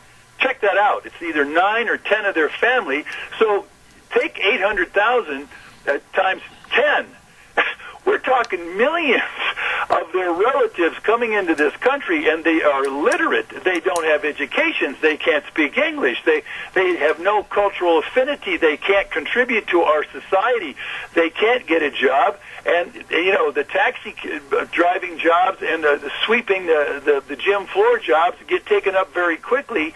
And so what we are importing is a massive load of poverty and illiteracy into our country, and we're already doing that at over 1 million per year with the million legal refugee immigrants coming in from all over the world right now. I would ask anyone listening to this broadcast, do you think we stand a chance with this next 10,000 coming across the border, which will then become 10,000 more? And again, once they get legalized by Joe Biden, they get to bring in their entire families in what is called chain migration. And I'm not kidding you. We are not only going to go broke, we're going to be culturally broke, we're going to be linguistically broke, and our entire system that was built by we the American people is going to go absolutely into the toilet faster than a bullet train. I mean, does anybody see anything good coming out of all of these millions of poverty-stricken illegal migrants coming in and invading our country? I mean, if you do, what's the advantage? I would really like to know. Yeah, and along with that, part of what Biden wants to do in the first 100 days, and I'm reading right straight from his text, it says within the first 100 days of his administration, Biden has said he will stop construction on the border wall at the U.S.-Mexico border by taking away funding. But the contracts and everything else, he's considering taking down part of the wall, and with the contracts on the construction crews, we're going to go ahead and pay for a wall that's never going to be built. We're losing more money because of Biden's stupidity. You know, I'm going to make this prediction on your show, Zeb. This man named Joe Biden, who has BS'd his way through 47 years in Congress, did absolutely nothing for the American people. He is a blowhard, but he is suffering, and I went over more of the interviews of. He goes to sleep in interviews. He rambles and bambles along, and I got to tell you, I think we're in even greater danger because I see him within 3 to 6 months being so onset dementia. And so senile. He's got severe problems with senility and onset dementia that he's going to be deemed incompetent by the 25th Amendment. And then we have another post-American president coming on, and Kamala Harris. And this lady has got an anger streak, against the American people like I've never seen before in my life. And she is going to take power. Anybody think that's going to work out for all of us, the bedrock of America? I mean, we're the ones, we're the truck drivers, we're the teachers, we're the nurses, we're the city employees, we're the DOT. We're out there working our butts off. We're the healthcare workers. And this lady's going to come in, and even if Joe even sustains or maintains even for a year, without falling down from total exhaustion, no matter what, I don't see anything good coming out of this administration that's going to benefit the American people, especially when you see the mass, the horde that's coming across that southern border and the lawlessness that's going across. Look at all the cities, whether it's Seattle, whether it's Minneapolis, whether it's New York City, whether it's Chicago, whether it's Detroit. I mean, we have imported the lawlessness and the problems of the third world right into our guts, and we are going to pay one heck of a price as Biden and Harris augment and facilitate this invasion of our country. Absolutely. Caller, you're on the air. Quickly, go ahead. Prepare yourself for 4 years of hell, because this is what it's going to become. My quick comment is, I'm not so much worried about the 10,000 that are coming towards the border, but as soon as they allow them in, there's going to be 100,000 behind them and 200,000 after that once the borders are thrown open. That's where the real problem comes. Absolutely. I agree with that caller 1,000%. This is the tip of the iceberg that's going to sink the Titanic, being us, the United States. Well, as a matter of fact, you all know that I'm finishing up my book right now, and it's going to press by the end of February. But it's America's overpopulation predicament, blindsiding future generations. And the research that I did, that right now in the world, there's 7.8 billion humans on the planet. Around 2 billion of them live in utter squalor, misery, can't get water, are malnourished, you name it. And, of course, they're coming from places like Africa. They're coming from places like India. They're coming from places like Mexico. They're coming from places like Central America. Over 100 million people right now, if they had a ticket to come to the United States of America, would leave their misery, leave their countries, and come to America. And the question we have to ask ourselves, how will we sustain our country, our culture, our language, our way of life when this tsunami of humanity hits this country? And the answer is, we're not going to survive it. And the caller is right on the money, because the 10,000 will turn out. We're already bringing in 1.2 million refugees annually, and virtually all of them go on welfare. And we're paying out right now, just in 2020, the last year we just paid out $1 $13 billion across 15 federal agencies for the legal immigrants that came into our country. That's not counting all the illegals and the anchor babies at over 300,000 per year. So, Zeb, and the caller just said it, we are in for one nasty ride, and there's no way we're going to sustain it, and we're not going to survive it culturally or linguistically as our language gets changed and our culture gets ruptured into all these other cultures. I don't see how anybody with a sane, of course, like when you look at Washington D.C., those 535 people, I'm not sure they're sane, because if they were, they would have solved these problems. Instead, they're exacerbating them and really creating greater consequences for us, the American people, to deal with. And you know, the group of people that I feel so sincerely sorry for, because their hands are tied behind their backs if they try to enforce the law or enforce what they're taught in their handbook, the Border Patrol, our agents on the border, I fear for them, and I really feel sorry for them. What are your thoughts quickly? I'm almost out of time. Well, I'm exactly with you on that. The Border Patrol is literally getting inundated, but you have to also understand that MS-13 gangs are now infiltrating every city in America, and that's because of the borders being open and the drugs coming in at $120 billion a year in drugs. So obviously we have a voracious drug habit, and notice all the problems that are happening to all of our people and our kids across the country because they all have this access to drugs. But also, I feel absolutely distressed that our police forces are going to have to deal with this invasion of crime that is endemic or systemic to third world countries. That's right. And I think I've said it before. Corruption is a total aspect of third world countries. It's how they operate. It's how they work. And they are now coming into our country by the millions. And when you have that kind of criminal, endemic, systemic situation, it's a part of how they operate. And now coming into the United States, not only the Border Patrol, but our police officers, they're tippy-toeing. And at some point, I think, whether it's Chicago or Minneapolis or Detroit, the African Americans are going to be begging for law and order rather than sitting here and thinking there's systemic racism. The underlying consequences, Zeb, are unbelievable. I agree. And yet they're coming in, and Biden's going to facilitate this massive invasion of our country. We are in a lot of trouble. Amen. Listen, I'm out of time, but caller, I'm going to take your call, but you got to keep it to only 15 seconds. Quickly, go. Well, come on. When the Obama administration was there, we had a pendulum swing to the left, and then it swung back to the right. And we had 4 years of something that actually made sense. And you know as well as I do, 80 plus, maybe 90 million people. And these people aren't going to forget. And if you thought that the pendulum swung hard to the left with Obama and then back to the right, I think in 2 years the pendulum will swing to the right like we've never seen, because 80 million people aren't going to forget. All right. Thank you, caller. Frosty, real short response. I'm out of time, flat out of time. Go. There's no question that it's going to swing back to the right as the left starts failing like it has in Chicago and Detroit and Minneapolis and Seattle and certainly L.A. I mean, I could go right on down the line.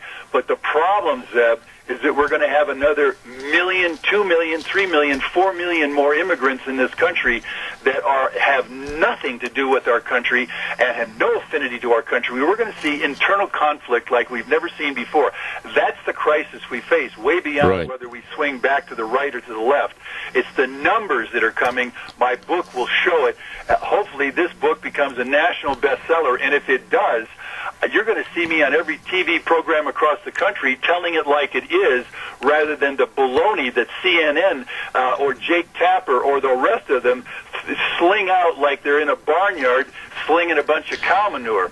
So anyway, hopefully we're going to really create a discussion in this country, Zeb, and you are the lead man to do it, and I'm right there with you. Frosty, I've got to run, but I want to tell you how much I appreciate you being on the show. I'm going to ask you a favor to give me a call later on this afternoon. We need to discuss another topic. Frosty Woldridge, Golden, Colorado, a dear friend. Thank you so much for being on the show this morning.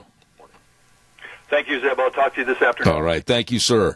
Time for the weather. Actually, it's past time for the weather. I'm running late. Brought to you by Phillips Oaks, Goodwin, Crane, and Company.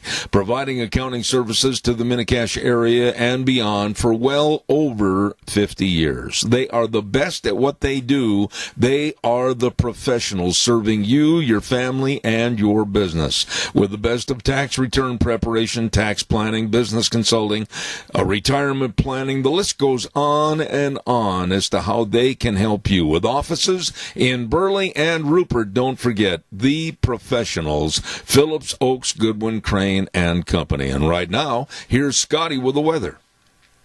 Looks like we have a fairly decent week ahead of us. Good morning with your Zeb at the Ranch weather forecast. I'm Scotty Cameron. For today, partly sunny, expecting a high of 33. Partly cloudy tonight, going to get down to 12. Then for Tuesday, going to see sunshine. 32 will be the high. Tuesday night, mostly clear with a low of 12. Then for Wednesday, sunny and 39. Partly cloudy for Wednesday night and a low of 17. On Thursday, partly sunny with a high of 38. That's your Zeb at the Ranch weather forecast. Have a great day. Thank you, Scotty. And of course, the weather brought to you by Phillips Oaks, Goodwin, Crane, and Company. They are always busy. They are always serving you. Please get a hold of them today. Offices at 1710 Overland Avenue in Burley and 625th Street in Rupert. Phillips Oaks, Goodwin, Crane, and Company. Want to also quickly remind everybody, what did I do with my list here? Oh, we were going to. This is what happened the other night. We were all set to go to Wick's Steak Place over in Declo, and we had company from out of the area. Here I was salivating and thinking about a great steak or prime rib. Oh, my goodness, we had talked to Kim, and we didn't make it over there Saturday night. But we're planning on this next Saturday for sure to get over to Wick's Steak Place and Burnout Saloon at 18 East Main in Declo. Oh, my goodness. I understand the food is fantastic. They're open Wednesday through Saturday from 4 to closing time. Hey, don't miss it. It's absolutely delicious. How do I know? Because all my friends are telling me so. Wick's Steak Place and Burnout Saloon, 18 East Main Street in Declo. You stop over and see those good folks this weekend. Right now, we're going to clear the plate and make room for the news for about 5 minutes or so, and we'll be back with more Zeb at the Ranch. My friend Sean, take it away.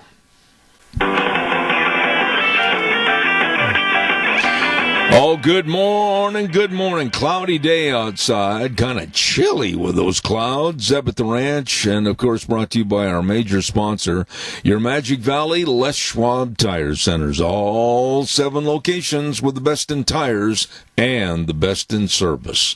Along with our friends at Burley Physical Therapy and Rehabilitation at 1263 Bennett Avenue, Suite 2 in Burley, helping you get back to being you. Also want to remind everybody before we get our guest on the air about Lee's Furniture, Floors, and more. My, are they having some great things over there for you for the comfortization and beautification of your home. Absolutely, they've got all your floor coverings, all the carpet. I mean, literally all the carpet, rolls and rolls, and vinyl, and luxury vinyl planks. My goodness sakes, the installers with the lowest price and the guaranteed lowest price. They really want to take care of you at Lee's Furniture, Floors, and more. Don't forget they're open Monday through Friday, 9 to 5, Saturdays 10 to 4, and they're there waiting for you right now. Oh, and with a great big new shipments almost daily of sofas, recliners, sectionals. Get in there and check it out. Jeff and the crew at Lee's Furniture, Floors, and more, 459 Overland in Burley. Right now, let's go to the phone line, and I'm going to try my luck again. The last time he was on the program, I said his name, and I said it correctly, and I'm really going to push my luck and say it again today. With us right now, the Senior Science Advisor to Men's Health Network, Dr. Salvatore Giorgiani. Good morning. Good morning, Zeb. Thank you for having me on, and thank you for saying my name exactly perfectly. Grazie.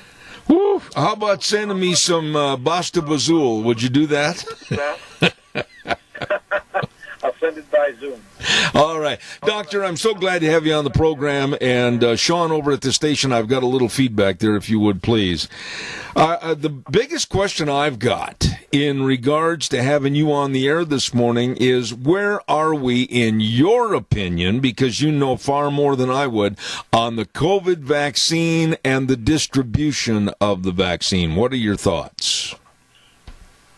We're making progress, good progress. I wouldn't give it 5 stars. I give it 4 stars.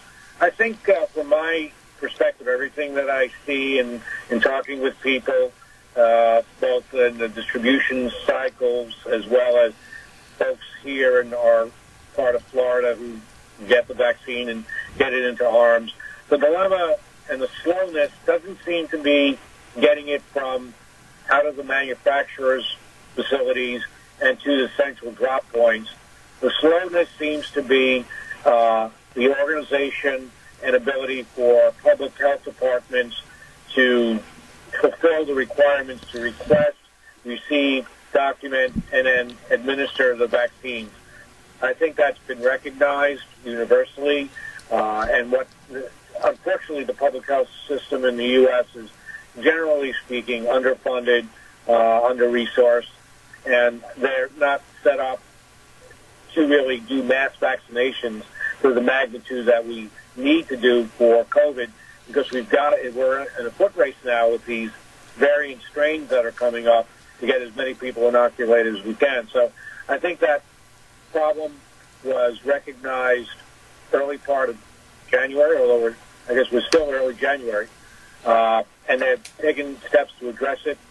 What they're looking at now is distributing more to pharmacies, medical offices, regional hospitals, but still they've got to flow through the distribution chain that was set up. So I think that's been recognized, and there's so much that we've seen with COVID management. People took their best guesses at what would work, and they're making adjustments as we go along. So hopefully the process of getting it into the arms of people will speed up. I don't perceive a problem with the manufacturing of these vaccines. The various companies right now, Pfizer and Moderna, are on track to have another 40 million doses pushed out by the end of the year. By the end of this month into early February, and we will soon be seeing review and hopefully approval of the Johnson & Johnson and then the AstraZeneca vaccine. So I think the thing that needs to be sorted out is how to get it from the central depots into people's arms. Doctor, one of the questions I have, and I would like you to excuse my lack of knowledge on this, but if you get the first shot, and it's my understanding, whether it's the Pfizer or the Moderna, and you're supposed to wait 28 days or so to get the second shot, what happens if you don't or can't get that second shot within that 28 days? It's 21 days for the Pfizer vaccine and 28 days for the Moderna, and the reason those numbers were established is because that's how they wrote the study protocol, and FDA has this habit of only approving for use what they wrote in the study protocol. So those are the dates: 21 for Pfizer vaccine for the second shot, and 28 for Moderna for the second shot. When you get the first vaccination, you start ramping up your internal immune system, and then that 3-week or so wait period is for your immune system to kick into gear. So it's going from first, second, and third into high gear, and you're waiting for your immune system to start to react to the foreign nature of the virus, the RNA that's being put into your system. That will give you, there are various estimates, but it should give you about 50-some-odd% active immunity of the potential for 100% active immunity to the virus. So you're 50% covered. What we don't know is how long that 50% will wait. So if someone decides, well, I've gotten my shot and I'm 50% covered and that's good, we don't know if that's going to last a year or a month or a half a year. We just don't know. Because the data doesn't exist because it was a 2-injection protocol. The next injection your body is already ramped up. It's starting to produce antibodies, and it's ready for the fight. So the next injection is sort of, if you imagine an army of invaders coming in, you've got your army all geared up, the invaders come and the army charges, and then you boost your immunity. You turbocharge it to that 90 to 95%, which is just so amazingly important, amazing technology, really. So and then we're now looking at how long that immunity lasts. There's some early information that strongly suggests that the immunity will last at least a year, maybe 2 years. And that's very important because we want to know how resistant we are if we need booster shots or this, that, and the other thing. So getting that second shot for the Pfizer, Moderna, and then when it comes online, the AstraZeneca is very important. The Johnson & Johnson uses a little bit different technology. It stimulates the immune system a little bit differently, so that will be a one vaccination dose. Okay, but doctor, I want to go back to part of my original question, though. What about the availability of the second shot? I've been told by doctors and other people in the medical profession that if they get their shot, there is somewhat of a problem or a question mark in trying to find out where and or when it's going to be available. Oh, well, if there is a question mark, if you're hearing that from physicians out there, I'm not sure where they're getting their information, but what the process is that when you, and every county is doing it a little bit differently. When you get to the local, when it starts being distributed through the CVS's, Walgreens, Walmarts of the world and other pharmacies of the world, they'll do it a little bit. They know how to handle two-shot protocols. The doses of vaccine that are being allocated out account for a second vaccination. So when you hear that they are sending to locale X 100,000 vaccines, 100,000 doses, that's to cover 50,000 people, because first you put 50,000 in someone's arm, and then that other 50,000 is sequestered for release to meet that 21 or 28-day allocation. Some people, I think ill-advisedly, have suggested that we sort of move the target along and not reserve that second dose, but just give out as much as we can, as quickly as we can. And I don't think that is a very wise strategy, because things happen. And I sure wouldn't want my mom to be the person who didn't get that second dose because there was a paperwork glitch, or they gave out in the next shipments. So the whole strategy for these two-dose vaccines is contingent on giving one and reserving one. Let me ask you this, doctor, and again, if I'm beating a dead horse here, I don't mean to, but I have been told by various seniors that have already had the shot that they are leaving to go to warmer climates during the winter because of arthritis and everything else. Will they, or can they, once they receive the first shot, go to a different location, a different state, and contact medical authorities and get the second shot at a different state or location? I've not heard that question to you, Zeb. I don't want to give a false answer. But that is an interesting wrinkle. I don't know the answer to that. I can find out and come back on the show and let you know. But I would suspect that, well, first of all, they have to get the same type of vaccine. If they were initially vaccinated with Moderna, it's got to be Moderna. If they're originally vaccinated with Pfizer, it's got to be Pfizer. They may want to just hold off on 3 weeks. It's not an awful long time. Winters are long in your part of the country, and they're very beautiful in our part of the country, and not very nice. So wherever they're going, that people have to consider this could be for especially seniors a life and death decision to forestall your trip up north, up down south for 3 weeks or not. When you get vaccinated, everybody does a little bit differently, but the optimal way to do it is once you've secured that initial appointment for vaccination, you should be scheduled by the entity that gave you that first vaccination for your second vaccination. And they should schedule you right then and there. That is the the best practices that are out. Now, you could ask, how do I deal with it if I go down south for the summer? They might have an affiliate, if it's a Walgreens or a CVS, when those come online. I think that probably will be easily managed, but if you get it at a local public health department, that might not be easily managed. So I do think people have to take it seriously and decide whether they want to wait 3 weeks for their next trip, or do they want to get vaccinated to the fullest extent possible. And there will come a time, I'm quite sure, where in order to travel, you will need to show proof of successful vaccination, and that's not half vaccination, that's full vaccination. I see. That, I think, is something that will be for domestic travel. Airlines are looking at that as a criteria to get on a plane. You won't see that now, but come the middle of the year, I think you will be seeing that as a criteria to allow you to travel. With the dosage of the vaccination and hoping that both the shots will work in deterring contracting the COVID virus, what about the future with the mutation of these viruses, the changes of conditions, etc.? Is the vaccine going to have to change? It probably will.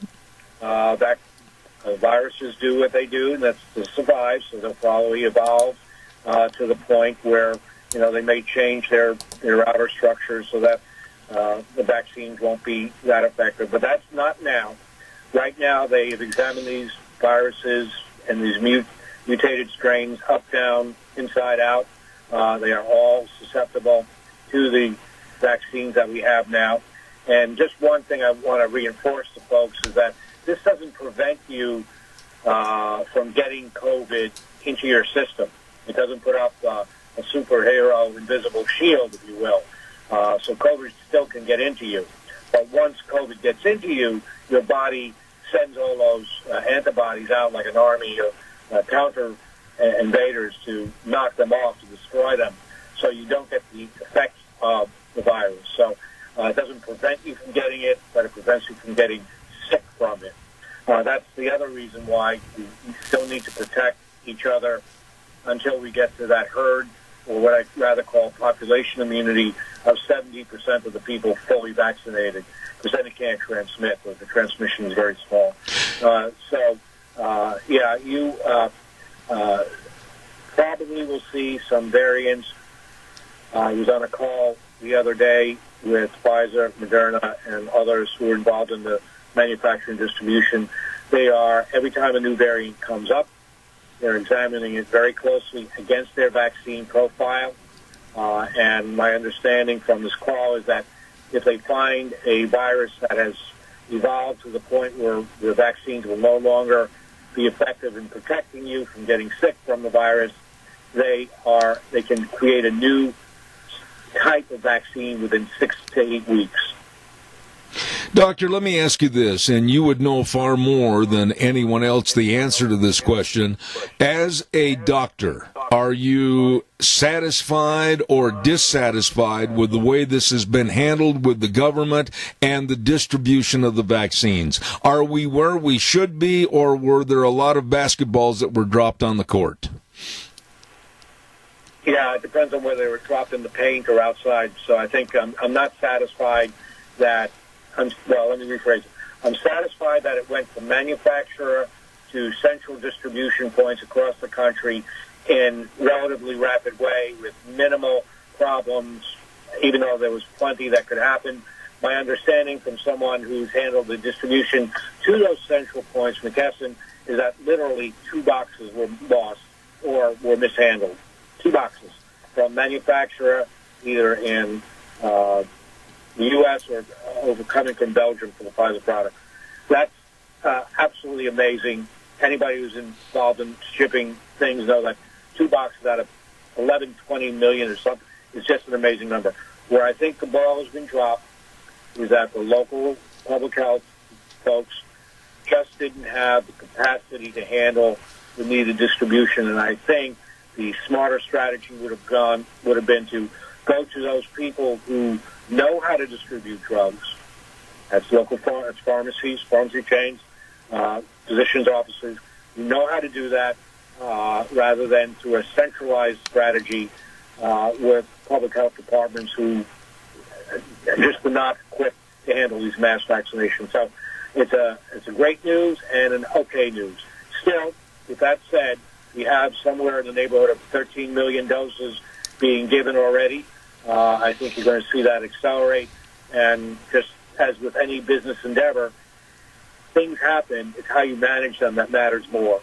From a medical standpoint and your education as a doctor, can we or will we soon be able to return to a sense of normalcy without the masks and without the social distancing, etc.? Or are we going to be wearing and doing this type of thing for a long time in the future?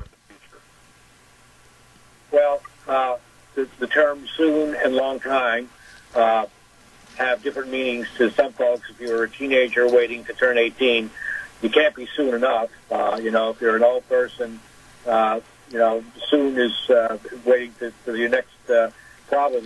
Soon is way out, So I think, realistically, my expectation is that by this time in 2022, we should be at a point where if the vaccination rates hold to what they need to be to get that global population immunity, we'll be good. Certainly by this time in the United States, I think that we can relax all the mask wearing, relax the social distancing. I think we still need to practice good hand washing and good caution if we do get sick from something or other.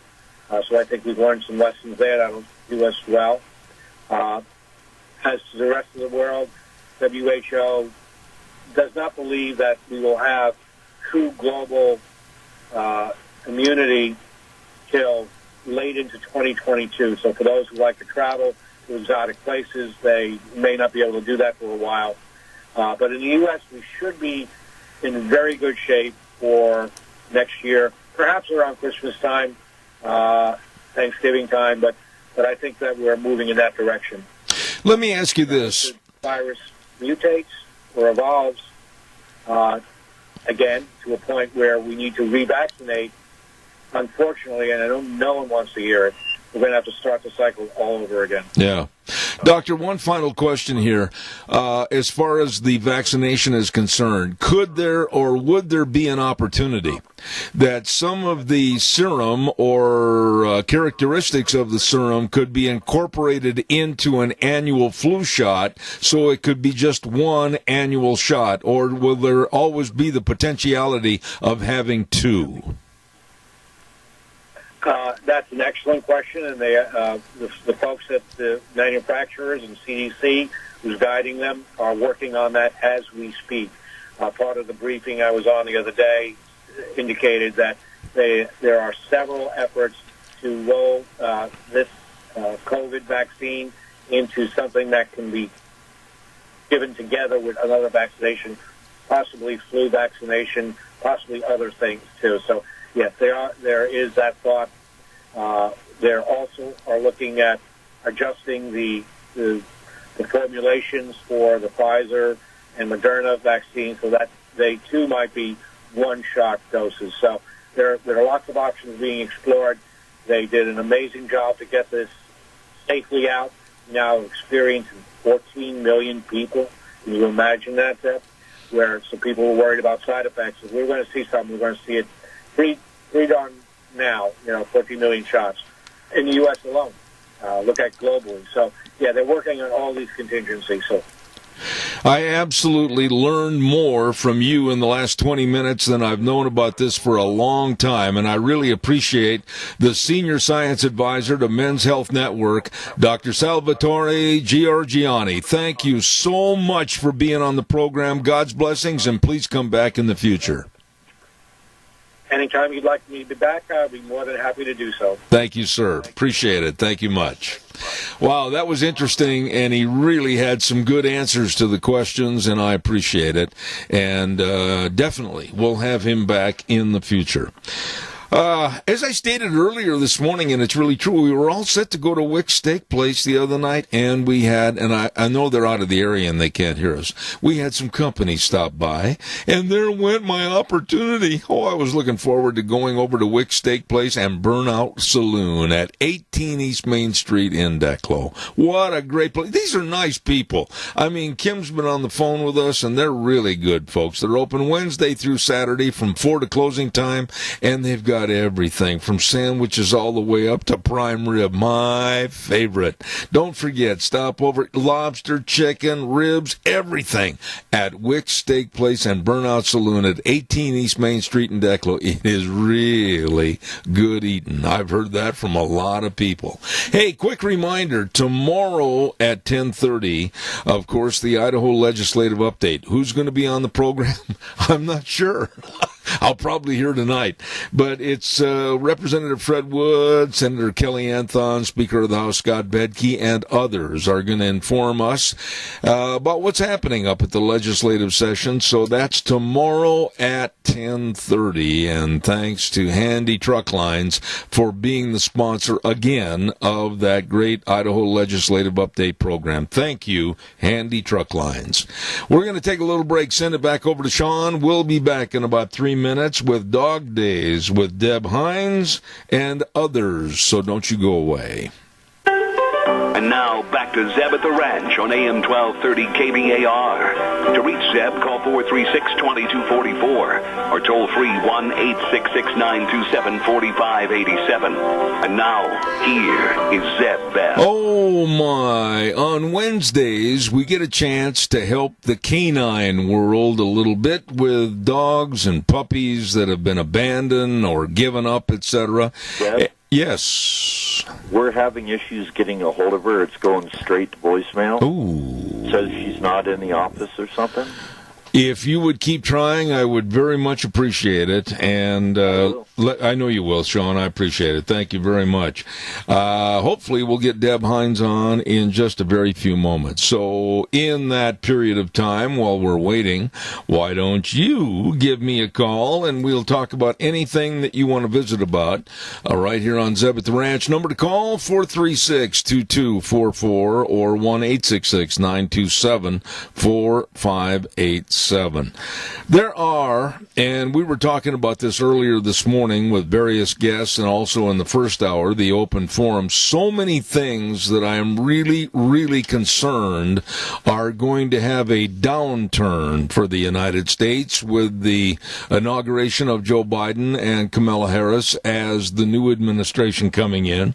I am very, very concerned, like we were talking to Frosty, about the many, many millions that want to come in illegally or even storm the border as caravans coming up from South and Central America.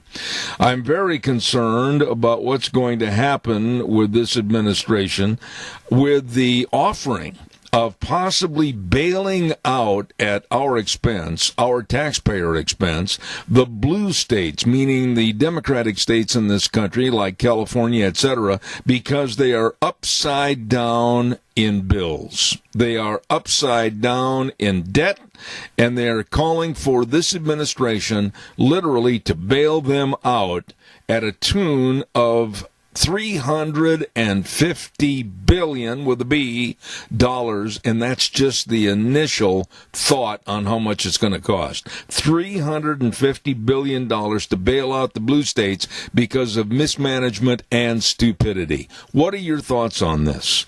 436-2244, 1-866-927-4587. While you're calling in on various subjects, I really would like to know your thoughts while we're waiting for Deb Hines. What do you think about that forced raise in the minimum wage in this country of $15?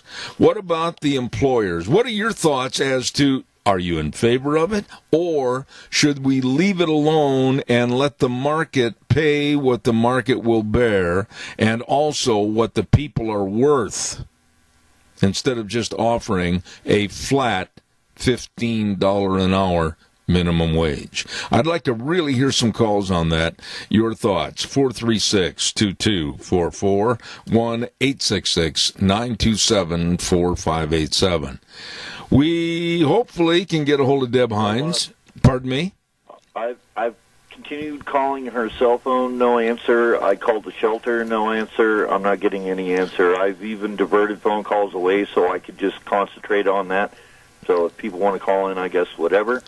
But I can't get a hold of her. Okay, well, you are to receive a medal. I'm sure that they'll call you from the Biden administration and give you a medal for your effort. Thank you very much.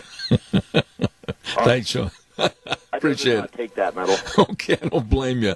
Calls coming in. We'll take and see what they are. Zeb at the Ranch. Good morning, caller. You're on the air. Go ahead, please.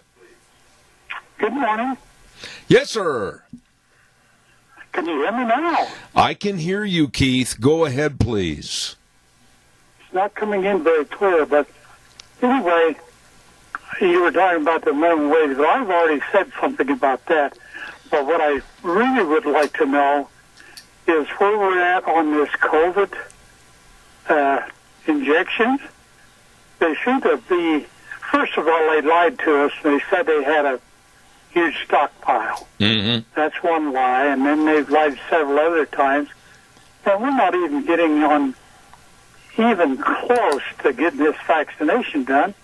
And here we got 10 people coming to the borders that probably some of them already have it, but we're going to have to vaccinate them before we can let them in. You know, Keith, this is absolutely, I think the rollout of this vaccine was totally stupid in the first place, and I point my finger at people like Andrew Cuomo, the governor of New York, and others. It should have been absolutely a 65 years of age and older, regardless of health conditions whatsoever. It should have been given, first and foremost, in entirety, to the older segment of our society. And that only makes common sense. The older people are getting the COVID, the older people are suffering with the COVID, and the older folks are dying from the COVID. So if the vaccine is perfected, give it to that age bracket first and work down. You don't give it to the younger and work up. Well, this Caravan is going to bring us things that we have never even heard of. That's exactly right.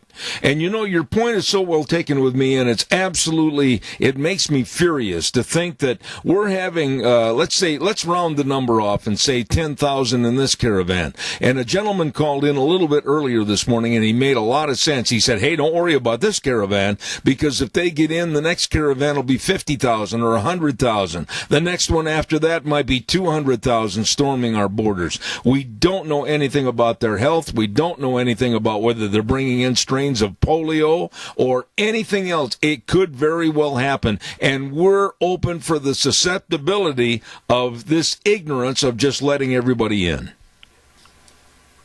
Okay, I'll let you go and let somebody else complain. No, you're not complaining. I totally agree with you. I am furious about this open door policy and this wink and a nod of border security. With the Trump administration, answer this. Did you not feel much more secure with the Trump administration and what was being done on the border?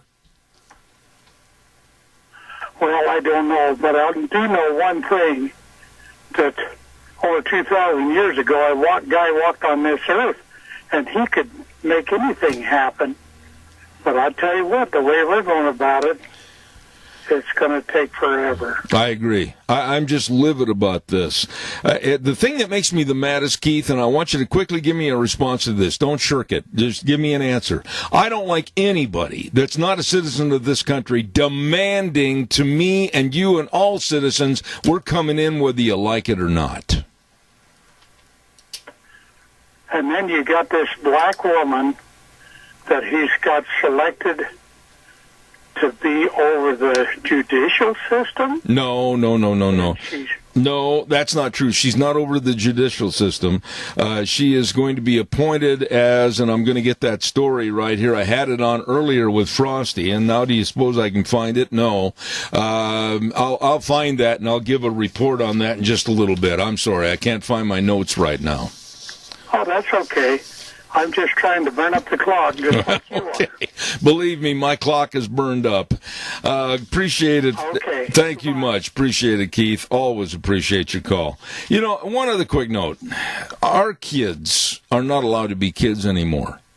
With the school system, and I'm going to really point my finger as to what happened last week in California. I could not believe the filth and the sleaze that was introduced into a third grade class.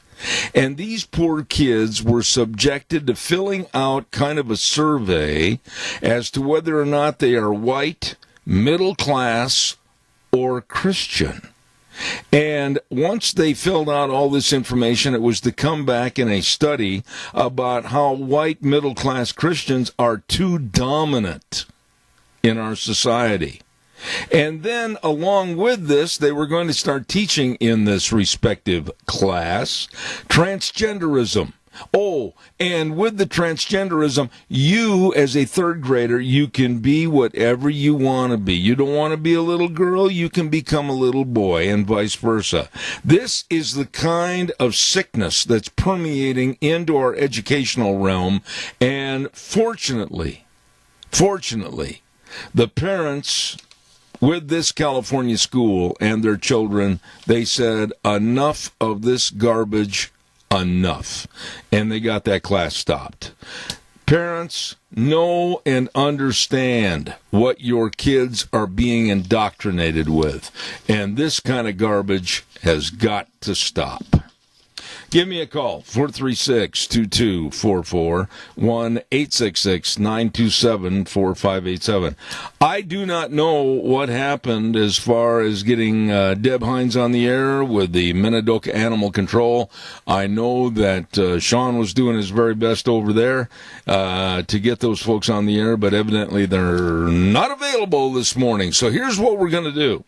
We're going to do the weather forecast, and then, Sean, if you would get a hold of my dear friend Joel Heward, we'll have him ready to go right after the weather.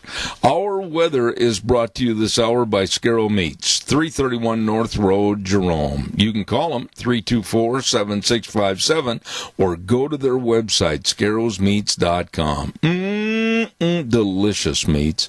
And I'll tell you what, whether it's a smoked turkey or whether it's a prime rib or whether it's a tri-tip or all the different flavors of bacon or the sausages or the bratwurst, the list goes on and on. Absolutely great. From Scarrow's Meats over in Jerome, 324-7657. And right now, here's Scotty with the weather. Looks like we have a fairly decent week ahead of us. Good morning with your Zeb at the Ranch weather forecast. I'm Scotty Cameron. For today, partly sunny, expecting a high of 33. Partly cloudy tonight, going to get down to 12. Then for Tuesday, going to see sunshine. 32 will be the high. Tuesday night, mostly clear with a low of 12. Then for Wednesday, sunny and 39, partly cloudy for Wednesday night and a low of 17. On Thursday, partly sunny with a high of 38. That's your Zeb at the Ranch weather forecast. Have a great day. Appreciate it, Scotty, and brought to you by Scarrow's Meats, 331 North Road, Jerome. And believe me, Don Scarrow and the crew are changing the way we eat, one delicious bite at a time. Caller real fast. I've got a guest coming on. Go ahead quickly. You've got a minute. Hey, Zeb. Hey, I'd like to back up just to come fine with you. I'd like to go back to the minimum wage deal. I believe that in my minimum wage, I think that we should all be paid what we're worth. If you pay in $5 an hour, just throw out a number, and the next farm or whoever, manufacturing company or whatever is paying $6, and you want to try out for that job, go for it. Absolutely. And if that person that you're working for is paying $5, and if they think you're worth it, they'll have to up their wages a little bit. But to me, I just don't think the government needs to be in it at all. Amen. Amen. You should be paid what you're worth. Absolutely, sir. I appreciate your comments. You're spot on. I appreciate that very much. Let's check with Sean. Do we have Joel on the line and ready to go? Yes, we do. Appreciate it, Sean. Thank you. A dear friend is on the air right now this morning, and, of course, his name is Joel Heward from Hanson Mortuary at 710 6th Street in Rupert. What is going on over at Hanson Mortuary? I understand that you've got some news that you'd like to share with us. We sure do. We've been wondering how we could help our community, and we've come up with an idea that we might hopefully convey some of our sense of urgency to help our community through this, particularly this last year. So that's why we're here today. We just want to discuss and tell everybody about our upcoming event that we're holding. It's going to be a drive-up event. Mm-hmm. People can come and get some information and kind of set the footstones, you could say, or the foundation of prearrangements. You know, particularly in a COVID world where we've experienced in this last year just some crazy scenarios. You know, there's just been times where we've been so busy, and other times where there's been days I've had to close the door so we could focus on the jobs and the work on hand, and, you know, eliminate some of that walk-in business of people that needed things done. I don't want to say they weren't important, but they needed stuff done, and we just couldn't take care of what needed to be done. Well, let's talk a little bit, Joel. Let's talk a little bit about how you're going to run this, basically where they can drive up and talk to you and others with Hanson Mortuary and get the information. Is there a particular date, time, etc.? Tell us that first. It's going to be held February the 9th from 4 till we're done, I suppose, probably till, 6 or 7, but it's just going to give people a chance to drive up. They don't have to get out of their cars. You know, kind of like if we want to give it a business after hours type of feel, but give people a chance to come in, get some information, maybe sign some authorizations for cremation, or give us their information that they would like us to have on file if they were to experience a death. But that way they don't have to get out of their cars. They're kept safe. We'll have some tents and some refreshments, and like all good events, we'll have some promotional items to give away, and some food cards that we'll have for you to win. $100 cash available for a winner, and it will just set the groundwork for people to start to move forward. Particularly these people that maybe don't have the family, right, or that their family situation has been disrupted in this last year. Right. There's been a lot of that we've seen. Let me ask you this, Joel. I can't imagine how much turmoil and stress and feelings of loneliness and separation have been caused because of the COVID virus. And people I know are afraid to go anywhere. Even today, they're afraid to leave their front door and go into a business, etc. And this really alleviates a lot of worry to where they can drive up, get the information they need, right? Yes, that's our focus. It's to eliminate that stress, give a little bit of peace of mind, and relieve that burden of to your loved ones. Because this year alone, we've experienced times where people couldn't travel to come take care of the arrangements, and number one, the ability to reason for some folks was greatly diminished just because. Well, people passed away that weren't expected to. Right. And we've had to deal with that. And early on in this pandemic, I was asked by some of our local officials as to what could we handle as a funeral establishment. And I said, well, look, this is what I can handle. This is what I think I can handle. But the holdup is in the paperwork. There's always that paperwork that has to be done, and that pandemic or no pandemic, it's going to have to be done right before these people can be taken care of properly. And that's what this event is, hopefully, to eliminate some of that or give some people some peace of mind, especially if their family situation doesn't allow them to be right here. Of all the paperwork, and please forgive my naivete on this because I'm not really that familiar with everything, but with all the paperwork and the forms and the knowledge, what do you do? Do you have packets of information ready to pass out to these people? Yes, we do. One of the items that you will receive just for driving up will be a planning guide that will give you a spot to write down your information. I see. And, this is where I want people to understand we are sincere in the fact that we want to help people. We're confident in believing we're the best funeral home in the valley, but that information is useful regardless of where you're going. So we got listeners elsewhere that may not want to do business in this town, but they're going to need to do business somewhere at some time, and these packets are worth coming to get, worth driving up for, and you might just win a prize as well. The whole atmosphere of trying to make it easier for people to deal with and find out more about a subject that all of us are going to have to go through. This is going to be Tuesday, February 9th, and you said it's going to start at 4 in the afternoon and go till basically it's over, correct? Yes. Now, it's going to take some manpower. You guys are going to be out there, and if it's a cold night, you're going to be standing there in your mucklucks and a cold parka. You're going to try to keep warm.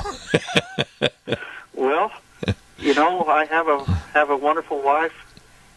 In conjunction with this, she will be helping us to put on this event with her little business. We'll have cover, tents, and heaters, and lighting, so that we'll even have warm coffee and hot cocoa. Well, let me ask you this. It's going to be in your parking lot, I'm assuming. And at this juncture, why don't you tell everybody exactly where you're located so there's no doubt about how to get there? Our address is 710 6th Street in Rupert. And if you aren't familiar where 710 is, it's one block west of the Rupert Square, almost directly west of the Wilson Theater. It's just right downtown, right next to First Federal Bank and the courthouse. You can't hardly miss us if you drive any of the streets in Rupert. And we'll be holding that evening. Should be able to see us from wherever, the lights. And we hope to see you there. It gives us a chance to say hi to a lot of people we maybe haven't been able to see in the last year. But it gives us a chance to do what we do. All of the Hanson Mortuary staff is going to be there to make this happen quickly and, hopefully stress-free.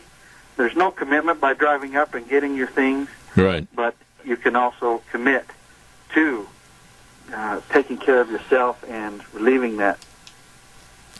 You know what? Upon your family is what you can commit to. You know what I'm thinking here is that this is a great, brilliant idea that people could be on their way home from work. People could be on their way home from shopping. Or people might say, you know what, I heard Zeb and Joel on the air and they were talking about these packets of information. Maybe we better swing by and get one. It makes it so much easier than people saying, oh, well, I got to clean up. I've got to go into Joel's office and I want to look nice and everything. You can do it right from the inside of your car. Your car, your truck, or as you say, your feed truck, we don't mind. Well, it sounds to me like it's going to be a great, great process for people to get in there. Why don't you give us all the particulars, the times, the location, and the date one more time? It's going to be February 9th on a Tuesday from 4 till evening. Here at the Hanson Mortuary in Rupert, Idaho. And it's a drive-up event. Feel free to bring your friends, load up in the car. There's other things you can take a look at in the city of Rupert. And it'll be right there in the parking lot. We just hope it'll be kind of fun and to see everybody, but also a chance to educate and help people start on that path to get things done. Idaho code allows people to write and fill out the pre-authorizations for cremation and burial, and that's some of the information we'll have available for you, so that when people are, dispersed or not where they can be because of this disruption of this virus that we've experienced in the last year, that you can kind of have things in order to be taken care of in that event. Absolutely. Absolutely. Well, I want to say, Joel, I'm almost out of time, but I want to tell Joel Heward, manager, family, and his staff at Hanson Mortuary at 710 6th Street in Rupert, and the number 436-5636. This is a great idea. We're going to keep telling everybody about it. Joel, God bless you, man. Come back soon and tell us more, okay? All right. Thank you very much. All right, my friend. Thank you.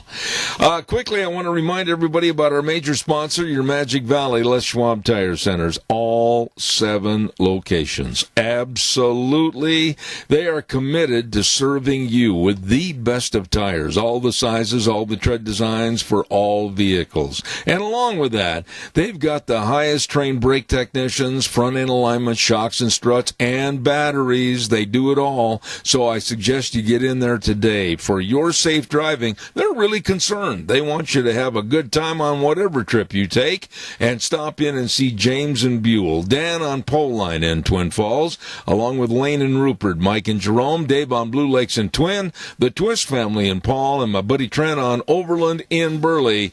The best. Your Magic Valley Les Schwab Tire Centers. Woo! That's going to wrap it up today. I've quickly got to give you our Bible verse from Proverbs 11, verse 14. Without wise leadership, a nation is in trouble, but with good counselors, there is safety. Think about that. We'll be back tomorrow at 8:06. Zeb at the Ranch, where we always say the way things were, the way things ought to be, the 4 words that mean the most to me. In God we trust. See you tomorrow morning. Take care.